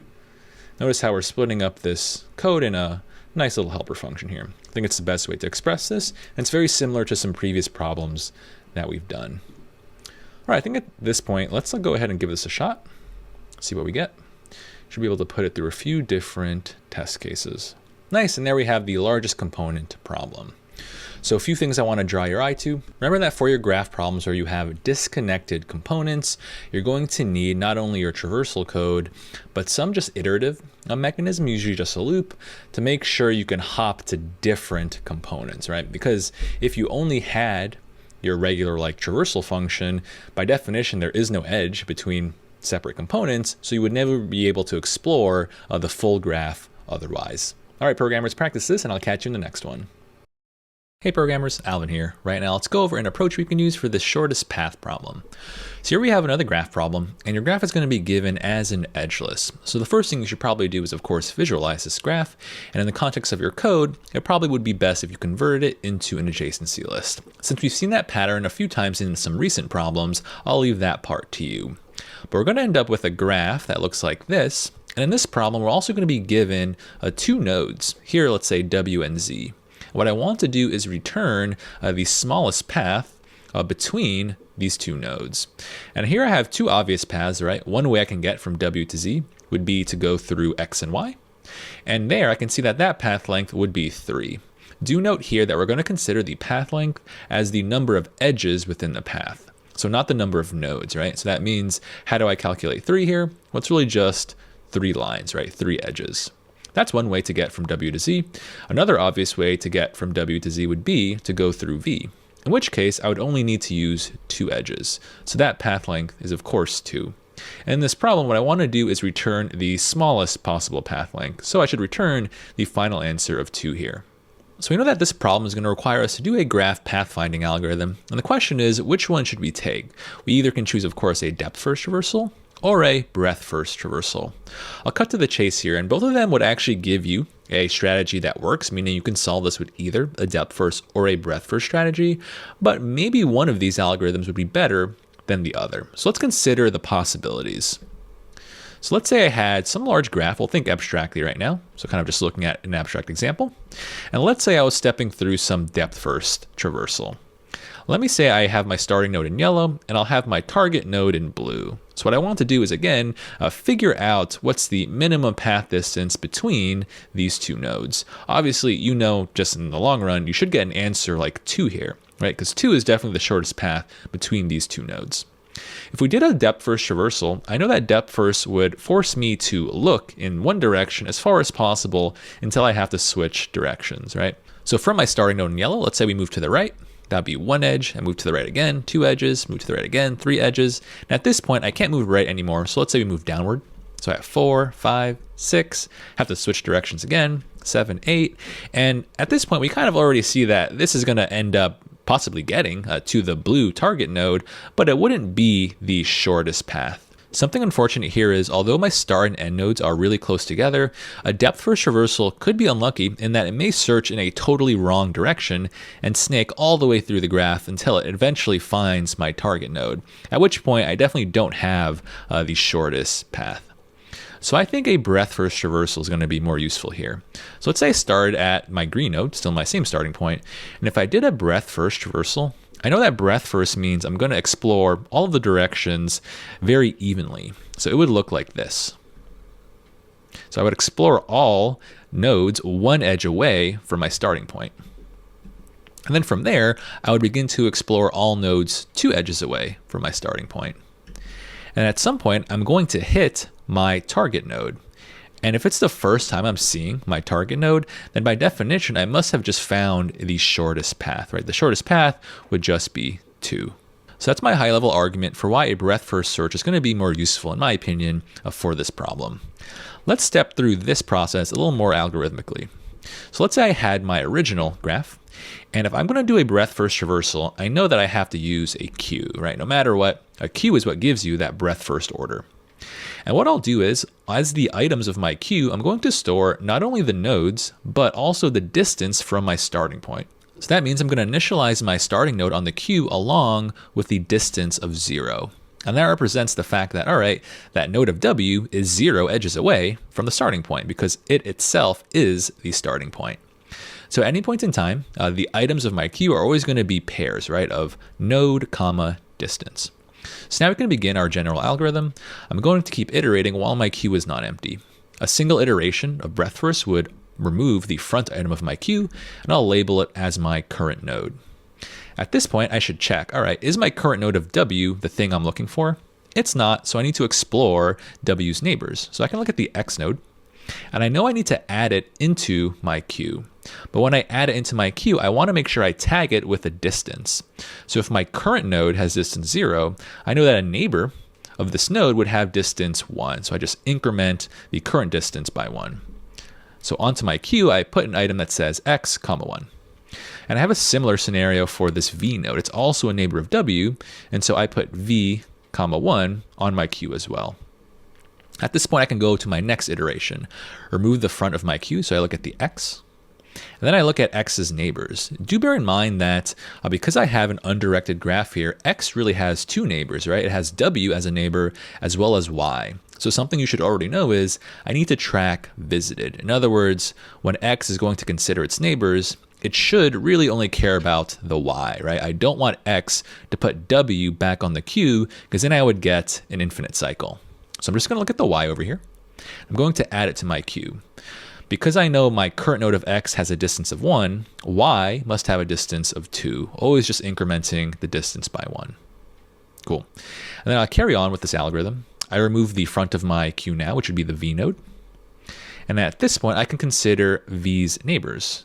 And I do see that one of its neighbors is actually the z node. That's the only unvisited neighbor.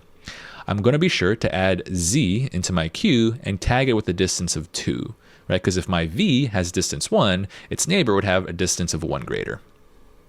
And at this point, you can already see how this algorithm is going to work out. Eventually, this z node is going to leave the queue, and that would actually be my target node. So since I've added a node into the queue that matches my target, I know I have my final answer. The 2 here does represent the number of edges we took in that logical path. And I would, of course, just return that 2. So for the most part, this algorithm just sounds like a classic breadth-first traversal using a queue on a graph. The only interesting bit is now we're also going to track the current distance. You know, when it comes to counting the length of a path, you need some counting mechanism. And so if you begin your queue with your starting node with a distance of 0, every time something leaves the queue and adds its neighbors, it should increment that distance by 1. And like you already guessed, this algorithm is pretty efficient because we don't have to traverse through the graph more than once. So we'll say that this has a linear complexity. All right, I think I have everything I need to code up this one. I'm sure you're wondering about these implementation details. So what you want to do is possibly give this implementation a shot on your own. And if you need some help, you can find me in those walkthrough videos. See you there. Hey programmers, Alvin here. Right now, let's go over a JavaScript solution for this shortest path problem. So we'll jump right in. Hopefully you watched the approach video. And so we'll start by converting our edge list input into something more useful for our traversal, like an adjacency list. So we're going to write a very classic function. I'm going to call it build graph. Like you expect, it takes in the edges, and I want it to return an adjacency list. For me, that means a JavaScript object. I'll call it graph. By the end of this function, this little helper, I'm going to return the graph. And some common code, I'm going to iterate through every pair, right? Basically every edge. I'll say for let edge of edges. And as I'm iterating through every edge, what I want to do is unpack that edge into its component nodes. I'll call it A and B. And now I can start formatting my adjacency list. So I know I want the keys of this graph to be obviously the nodes, and I want the values to be an array of the neighbors of that node. So what I'll do is, if it's the first time I'm encountering a node, I'll check, all right, if this A node, if it's not in the graph yet as a key, then I should create it for the first time. So use it as a key and initialize its value to an empty array. Basically, at the start, it's going to have no neighbors. Likewise for B. And then at this point, I know that A and B now definitely exist as keys within the graph. And so I just want to add those neighbors. So if I have an edge like w, x, I know x is a neighbor of w and w is a neighbor of x. So simply put, I can say graph of a dot push b, and then just the inverse of that should be good to go. Cool, so that should give us our graph. Let's go ahead and use that in our main function now. So we'll just say graph equals build graph on the edges. And what we want to do now is actually work in our breadth first logic, like we said from the approach video. So a few things I'm going to need. I'm going to definitely set up my queue. And we said that the key to victory here was to not only store the node in your queue, but for every frame inside of your queue, also store its distance from node A. So I'll just use a pair of things. So the elements of my queue are going to be always a pair. And I'll throw on the initial node A and also the number 0. Because at the start, right, this node A is 0 edges away from itself. So that's good to go. And over time, I'm going to be incrementing this number, it seems. Nice. And so let's keep on keeping on here. I'll write a while loop. Classic condition would be, all right, while your queue is not empty, then I shall remove something from the queue. So always remove from the front if you want to follow a true breadth first order. So I can do queue.shift, and that'll give me back an array, right? It'll give me back one of these subarrays here. I know it's always going to be a pair, so I can just unpack, and I'll just say, all right, grab the current node as well as the distance. Nice. I'm going to check the node here that I just removed from the queue. If that node is node B, then I must have just found a path. And I know the distance in that path, I can just return it. But if this condition is not true, then I need to keep searching through my graph. So that means I need to add this node's neighbors to the back of the queue. So I'm going to iterate. Remember that we have an adjacency list the entire time. So I'm going to say for let, we'll say neighbor of graph of node. So get all the neighbors of this node. And what I'll do is just add those neighbors into my queue. So queue.push neighbor. Try to remember what the form of our graph is over here. Maybe as a quick little spot check. Make sure we're on the same page. Let me just console.log the adjacency lists. Let's say we took this example manually. Just paste it down below. Then I'll just give it a nice little manual run. So I'm not running the test cases quite yet. So we converted this edge list into this adjacency list, right? And when we say node is something like W, when we say graph square bracket node, that would give us this array. Cool. So we're just iterating through all the neighbors of this node and adding them to the queue. One thing we should watch out for is when we push things back onto the queue, we want to maintain the same format. So I actually still want to maintain pairs. So I'll make the first element of the pair the neighboring node, and the second element needs to be the distance. And since it's a neighbor, its distance would be +1 over here. So that's how I'm growing and counting the distance. So let's give this a test run. There are a few things we need to work on still though, but we'll pass a few of these examples at least until we time out on a particular example. One thing this code is missing is any cycle prevention, right? And I know that it's going to be a very common scenario because I have an undirected graph, right? And so what I'll be sure to do is maintain a visited set. So a pattern that you're used to. We're just going to implement it for our iterative breadth first right now. So start out with a set. And when you do this iteratively, the move would be to make sure that if something is added to the queue, it should also be marked as visited. So if I initialize my queue with node A, then I also want to initialize my visited set with node A, just like so. So if you're unfamiliar with the set constructor in JavaScript, if you want to initialize it with some values, you actually have to pass in an array containing those values. So the values of my visited set are just going to be the nodes, right? The node IDs. Cool. And then I want to work that logic into my while loop. And so whenever I'm about to add something into the queue, that is when I'm going to add a neighbor into the queue, first check if that neighbor is not visited yet. So only if not visited has neighbor. Right, so only if this neighbor has not yet been visited, then I should add it to my queue.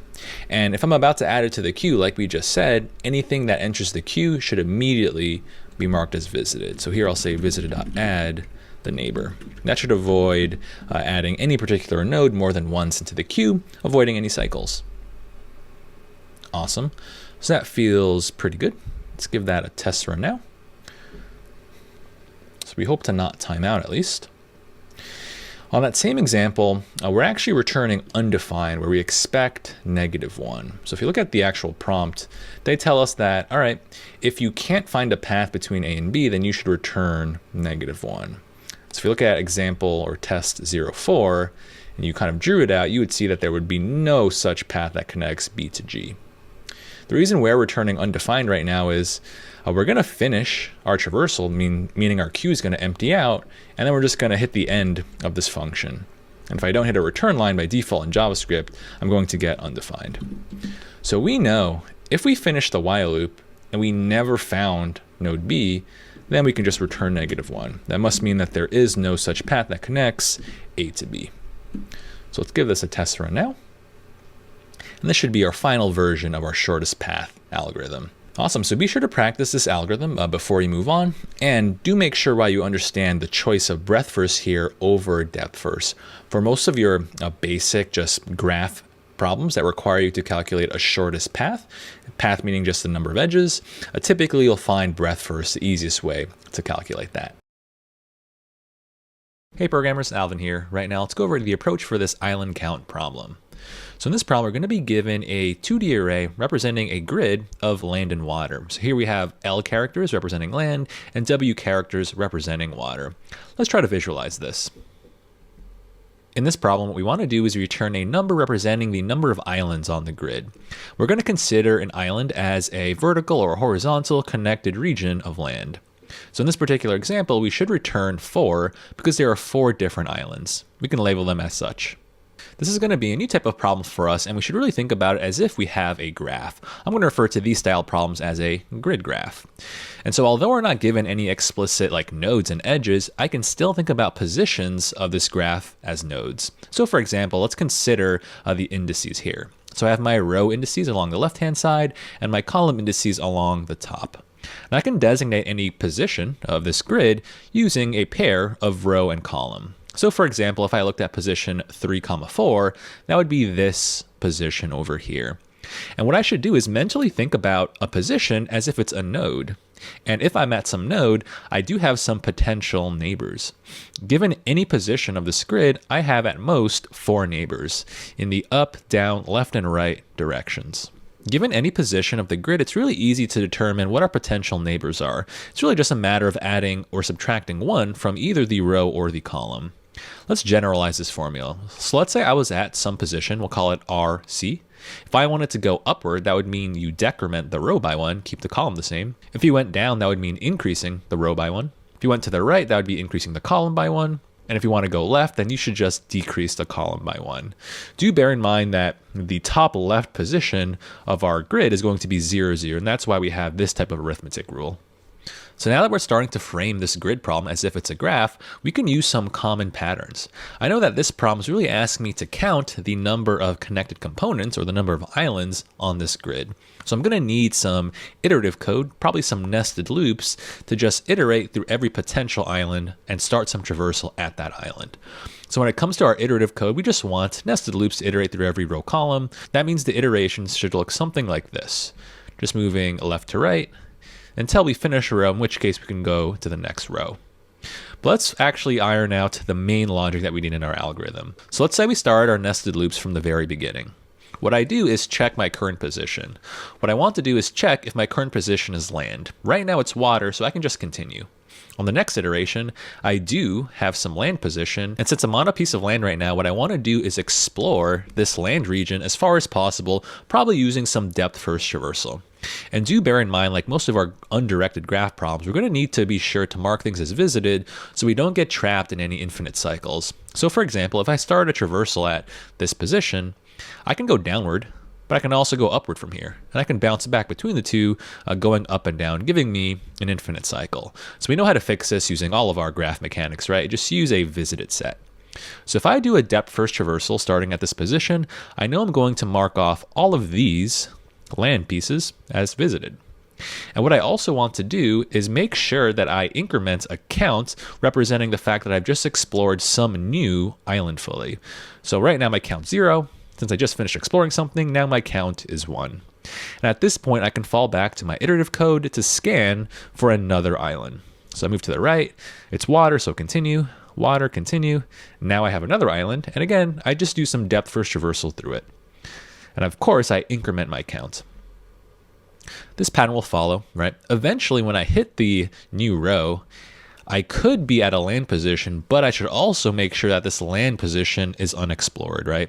So since I'm at position 1, 0, and this land has already been explored, I don't need to begin a depth first traversal. And I also don't need to begin a traversal here. And this continues avoiding starting a traversal wherever I have a visited piece of land, we know eventually we're going to hit a new island like this one where I have a piece of land that is unvisited. So at that point, that's my criteria for starting a new depth first traversal.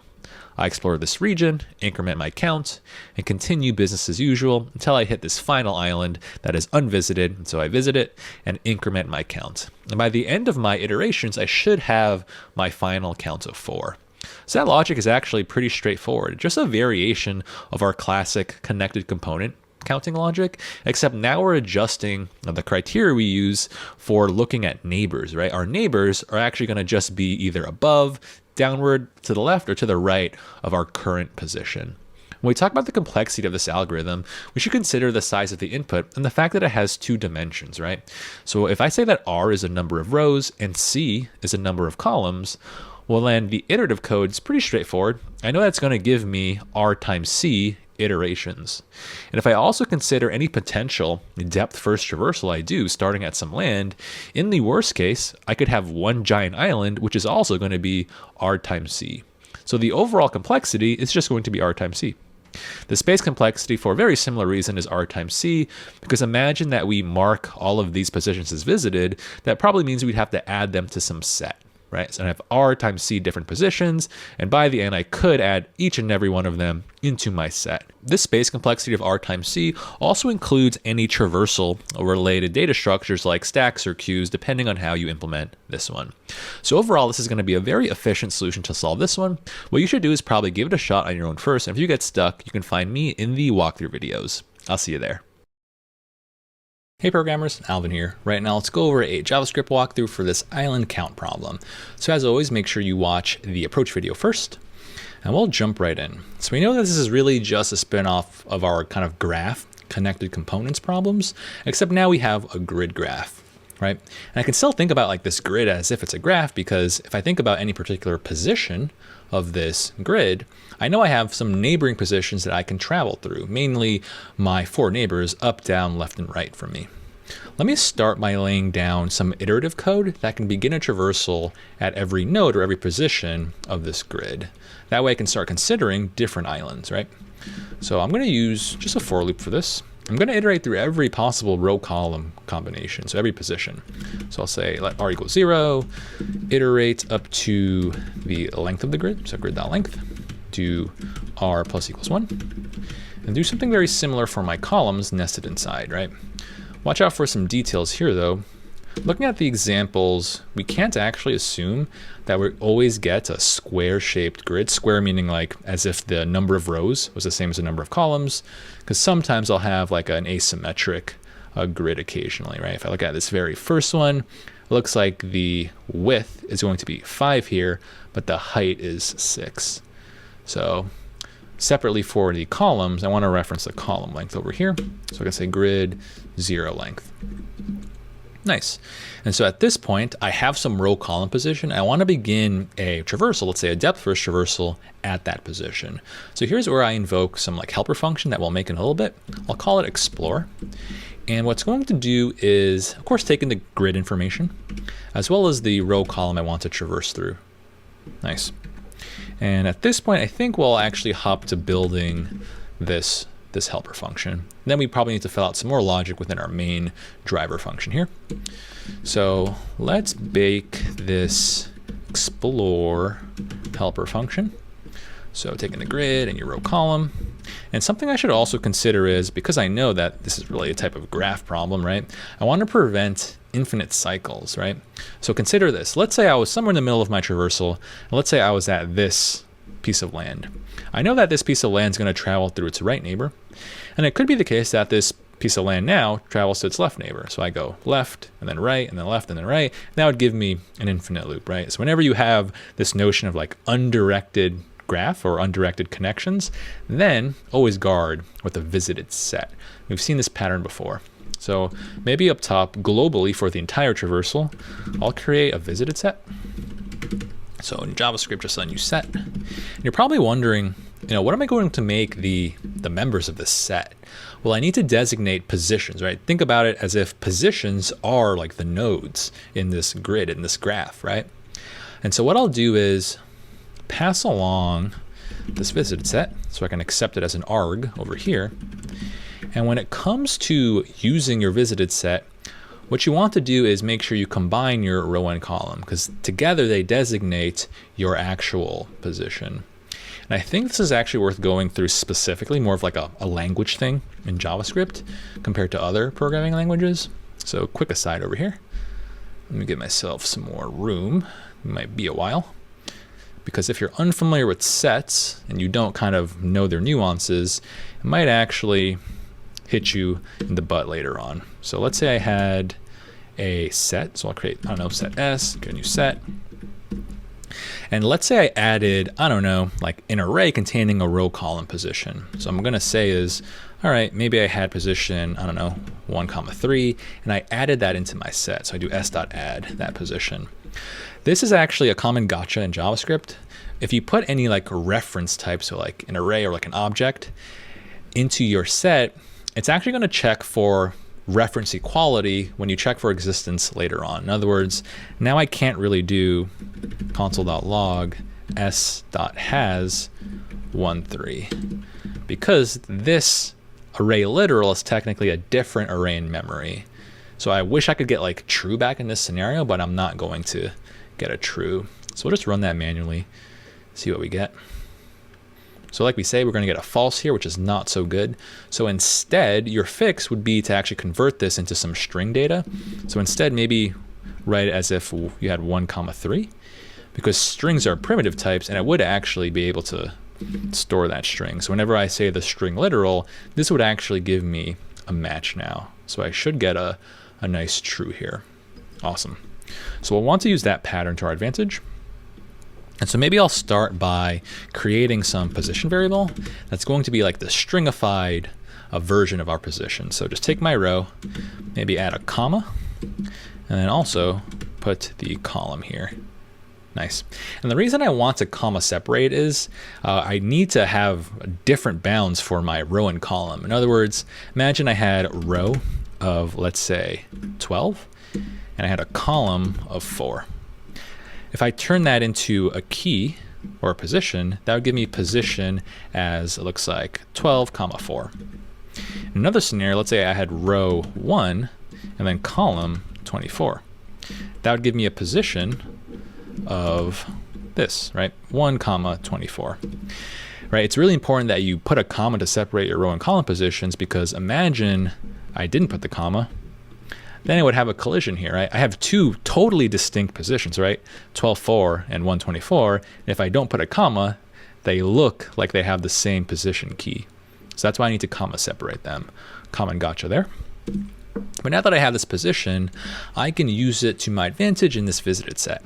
So if I've already visited this position, so if my visited has this position, then I should exit, right? I need to return something. And I want this explore function to do something similar like we've done in our old component problems. I want it to return a Boolean indicating whether or not this is a new island that I'm exploring. So if it's visited already, that's definitely not new, right? So just return false, meaning it's not a new island. If I make it past this if statement, in other words, if position is not in visited, then I need to mark it as visited right now. So I can do visited.add this position. So now I have my core like cycle prevention logic. But beyond that, I have a few other scenarios. We know that in our traversal, we're going to look at our different like neighbors.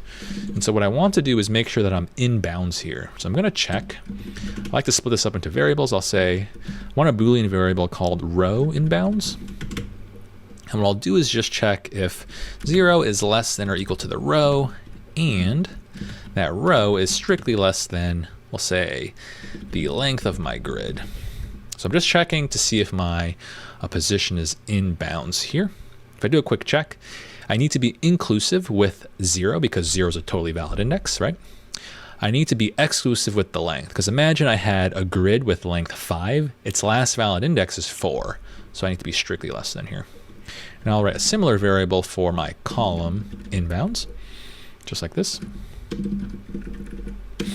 And at this point, I can write a nice semantic if statement and check, all right, if your row is not in bounds or your column is not inbounds, then exit, right? So return. Like before, I can return false, right?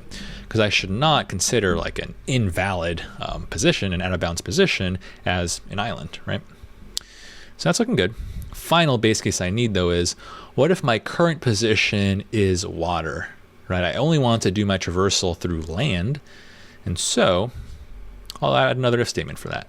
So up here I can check, all right, if my grid at row column, if it's equal to water, then also return false. No reason to count it. It's really important that you put this inbounds check before you index into your grid, right? Because imagine that your row and column were out of bounds. If you write line 15 like this, immediately you're going to get an out of bounds error. So start with your guard to check if you're inbounds.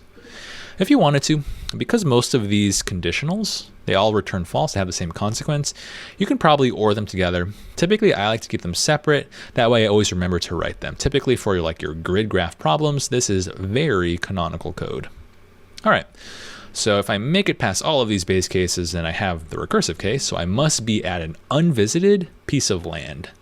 And what I want to do is do my depth first traversal, right? So here's where I explore my neighbors, and I have 4 neighbors. If I wanted to go above, then I decrement my row by 1, keep the column the same, pass along the same visited. Because remember, we have like the array indices here. So this is row 0, this is row 1. So lower row numbers mean upward. In the same way, lower column numbers mean to the left. So this is up. This is down. If I do just -1 over here, that would be to the left. Then +1 on the column would be to the right. Cool. And I can keep this code very flat as it is. Something that I'm a huge proponent of, when you write recursion, for the most part, I always try to make sure that I don't look before I leap. In other words, just from this logic alone, it could be the case that row -1 is out of bounds. But that's okay, because if it's out of bounds, when I evaluate this call, it's going to immediately be caught by this base case, right? And if I express my logic like this, if I don't look before I leap, if I just leap and then catch myself with a base case, you don't have to write repetitive code. In other words, some people write code like this, where it's like, all right, if row -1 inbounds, kind of using pseudocode here, they would have to write row +1 inbounds, and you would have to write a guarding if statement around every recursive call. Instead, just write one base case and you can catch all of these different out of bounds, right? So that's why I prefer it this way. And so I know that by the time I return out of these recursive calls, I'm back at this segment of my code.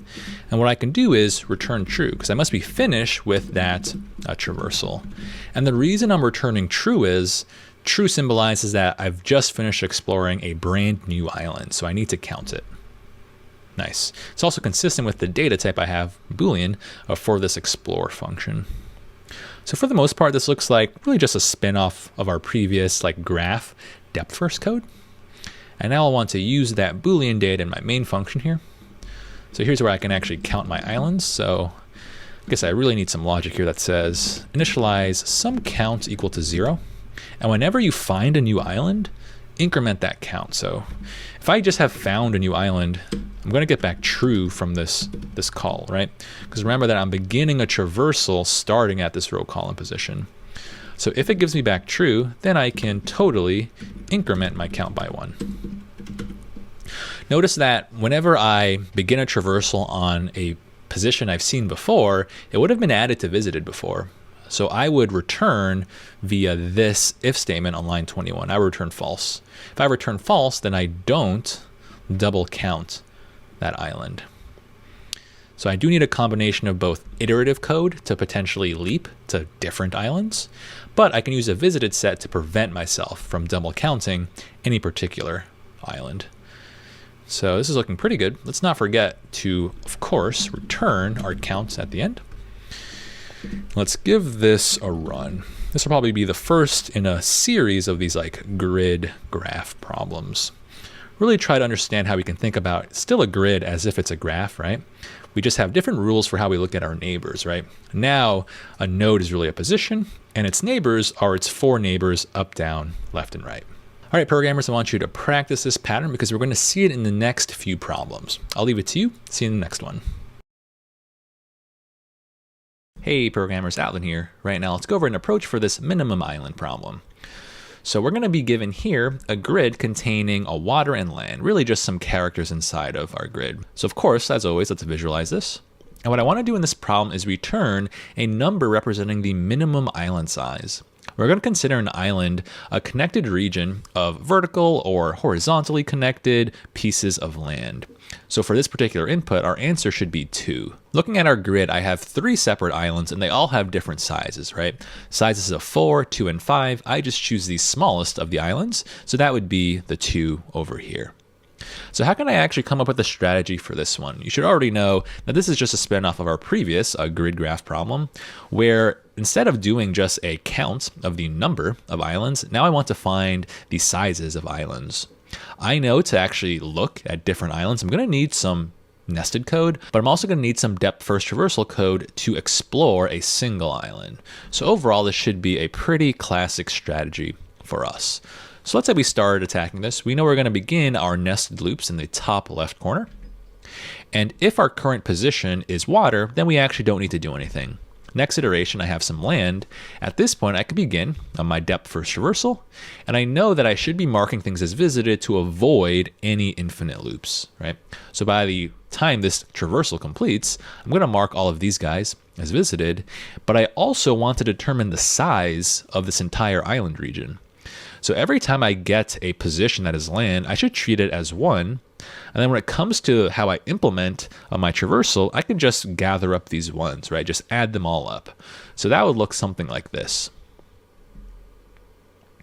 And for my top level call for that traversal, I should get an island size of 4. And so if that kind of traversal algorithm, especially how we compute the size of the island, is pretty hand-wavy, don't worry. Now, when we actually go through the code walkthrough, it's just a matter of some recursion. And some recursion we've actually seen before in past problems of the course. But in any case, now that I have this island size of 4, it's actually the first island that I've seen, and so I'm going to consider it the min size so far. But I need to keep looking in case something is smaller. So move to the right. So if it's water, I do nothing. Water again, do nothing. Now I have another island, so I begin my traversal, mark these as visited, and when I find the size of this island, of course, it's going to give me 2. I compare that 2 to my current min size.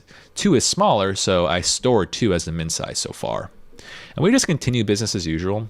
Note that when we get to a piece of land, we really want to make sure that it's land, but also a piece of unvisited land. So right now I'm at a piece of land, but it's visited, so I should not, or I don't need to, start a traversal here. Likewise for this position. Eventually though, I'm going to hit some new unvisited land, in which case I should begin my traversal. I'd explore this region, and I want to count up all of these pieces of land, and I should realize that the final size of this island would be 5. I can compare that 5 against my current min. 5 is bigger, so the size of 2 gets to stay, and I can just end up returning the minimum size by the end of this algorithm, basically representing this island of size 2. The complexity of this algorithm is straightforward. We should say that the size of our input is r times c because we have r rows and c columns, in which case the time complexity is simply r times c, right? We have to iterate through every row column within the grid, and even when we begin a traversal, in the worst case, we could have an island that spans the entire grid, in which case it would also be rc. Right, so overall, our full complexity is r times c, space complexity is r times c as well. And do know that this is technically a linear solution in the size of the grid, right? Because the grid itself is exactly r times c positions. So with that, I think we're ready to code this one up. Try it on your own first, and if you get stuck, I'll catch you in the walkthrough videos. See you there. Hey programmers, Alvin here. Right now, let's go over a JavaScript walkthrough for this minimum island problem. So I'll jump right in, make sure you watch the approach video as always. This is just a nice spin-off of our classic island hopping logic, but for a grid graph, right? And so let's start with the iterative code that can help us begin a traversal starting at every different position of our grid. So that just means some nested loops. So we'll start by iterating through all of the rows and columns. So r equals 0, go up to while r is less than length of the grid, and also do r plus equals 1. And very similar loop for my column, but do make sure that you reference your inner column length, because we could have like a rectangular shaped grid over here. And what I want to do now is begin a traversal starting at every row column. So I'm going to assume I have a helper function here that does that traversal. I'm going to call it explore size. That's because in the long run, I'm interested in the size of that island, right? So like a number representing how big or how many positions that island spans.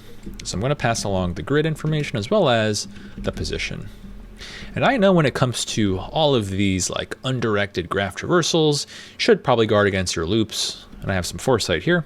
So I'm going to pass along a nice visited set, which I can maintain globally for the entire traversal, because there's only a good reason to explore a position once, right?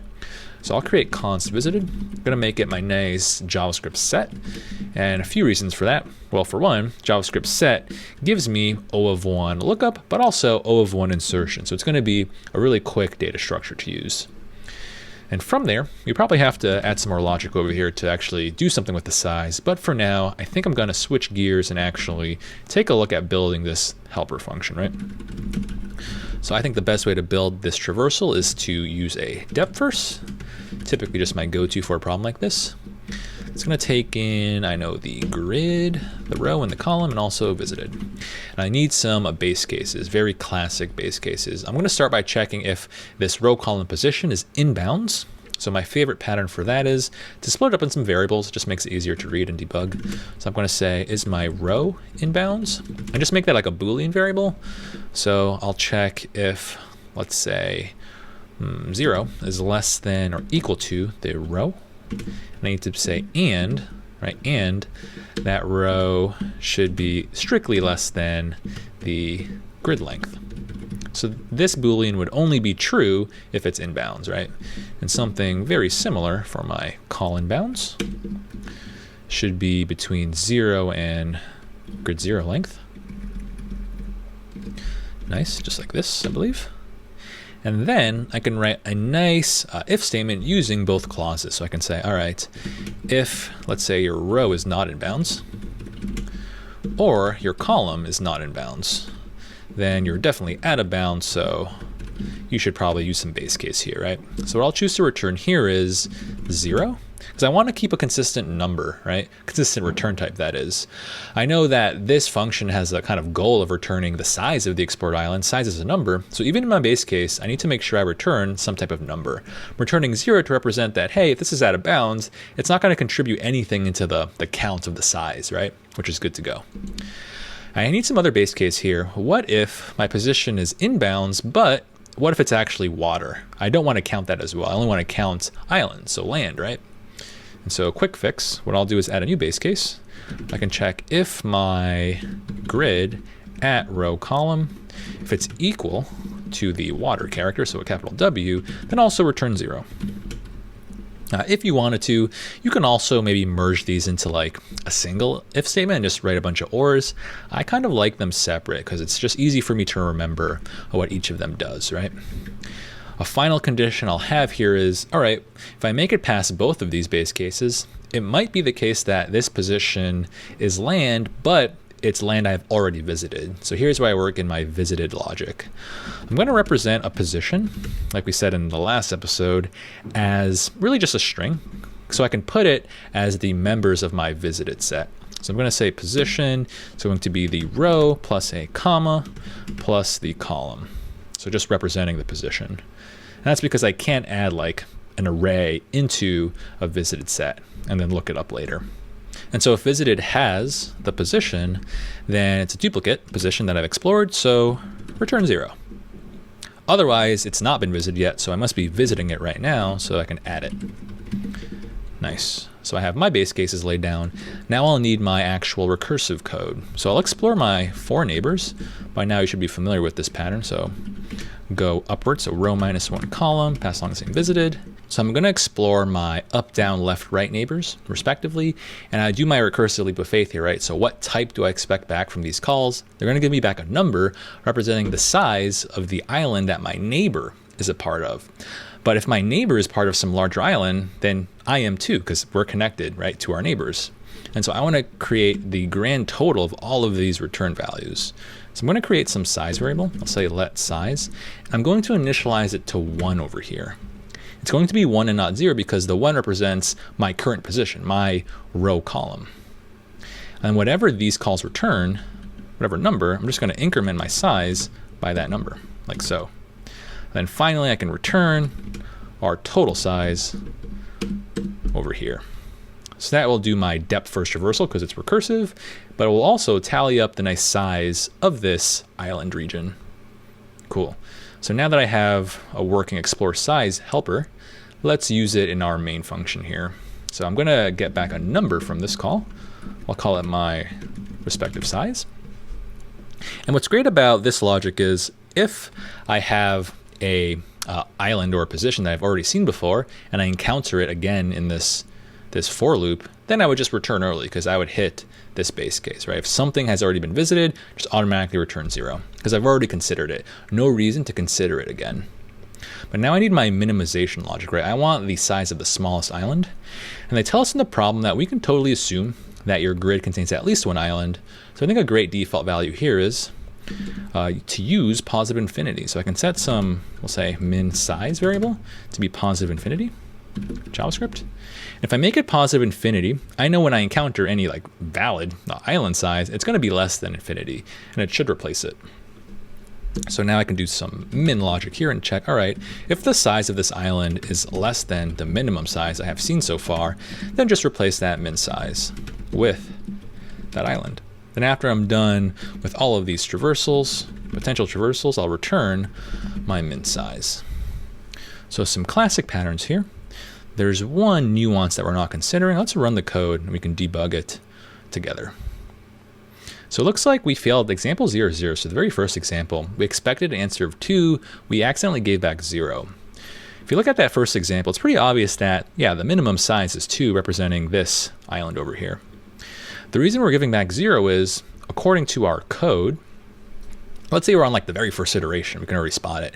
I know that row is going to be 0, column is going to be 0. That means my position would be this W over here. When I make the recursive call, and I pass along position 0, 0, I know that it's going to immediately return 0 because that position is water. And I'm going to check, all right, is that 0 less than infinity? It is, so I'm going to replace min size with 0. But if I think about it, 0 doesn't even represent a real island. If an island has a size of 0, then it's not an island at all. It was a piece of water, right?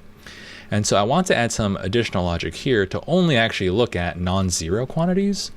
So we'll only do the comparison if that size is also valid. So size should be greater than 0, of course. And we'll want to AND these together. So let's try that again. Just a little detail over there that we need. Awesome, and there we have a solution for this minimum island problem. So we've seen this pattern a few times now, right? Our classic island hopping logic. So when you think about islands or like connected components of a graph, this should be your first kind of go-to algorithm. All right, programmers, so that wraps up our course on graphs. I hope you learned a ton during the course. I definitely had a blast making it. Be sure to head to structy.net where you can continue to practice more graph problems, as well as explore any other data structure or algorithm topics. I'll see you there.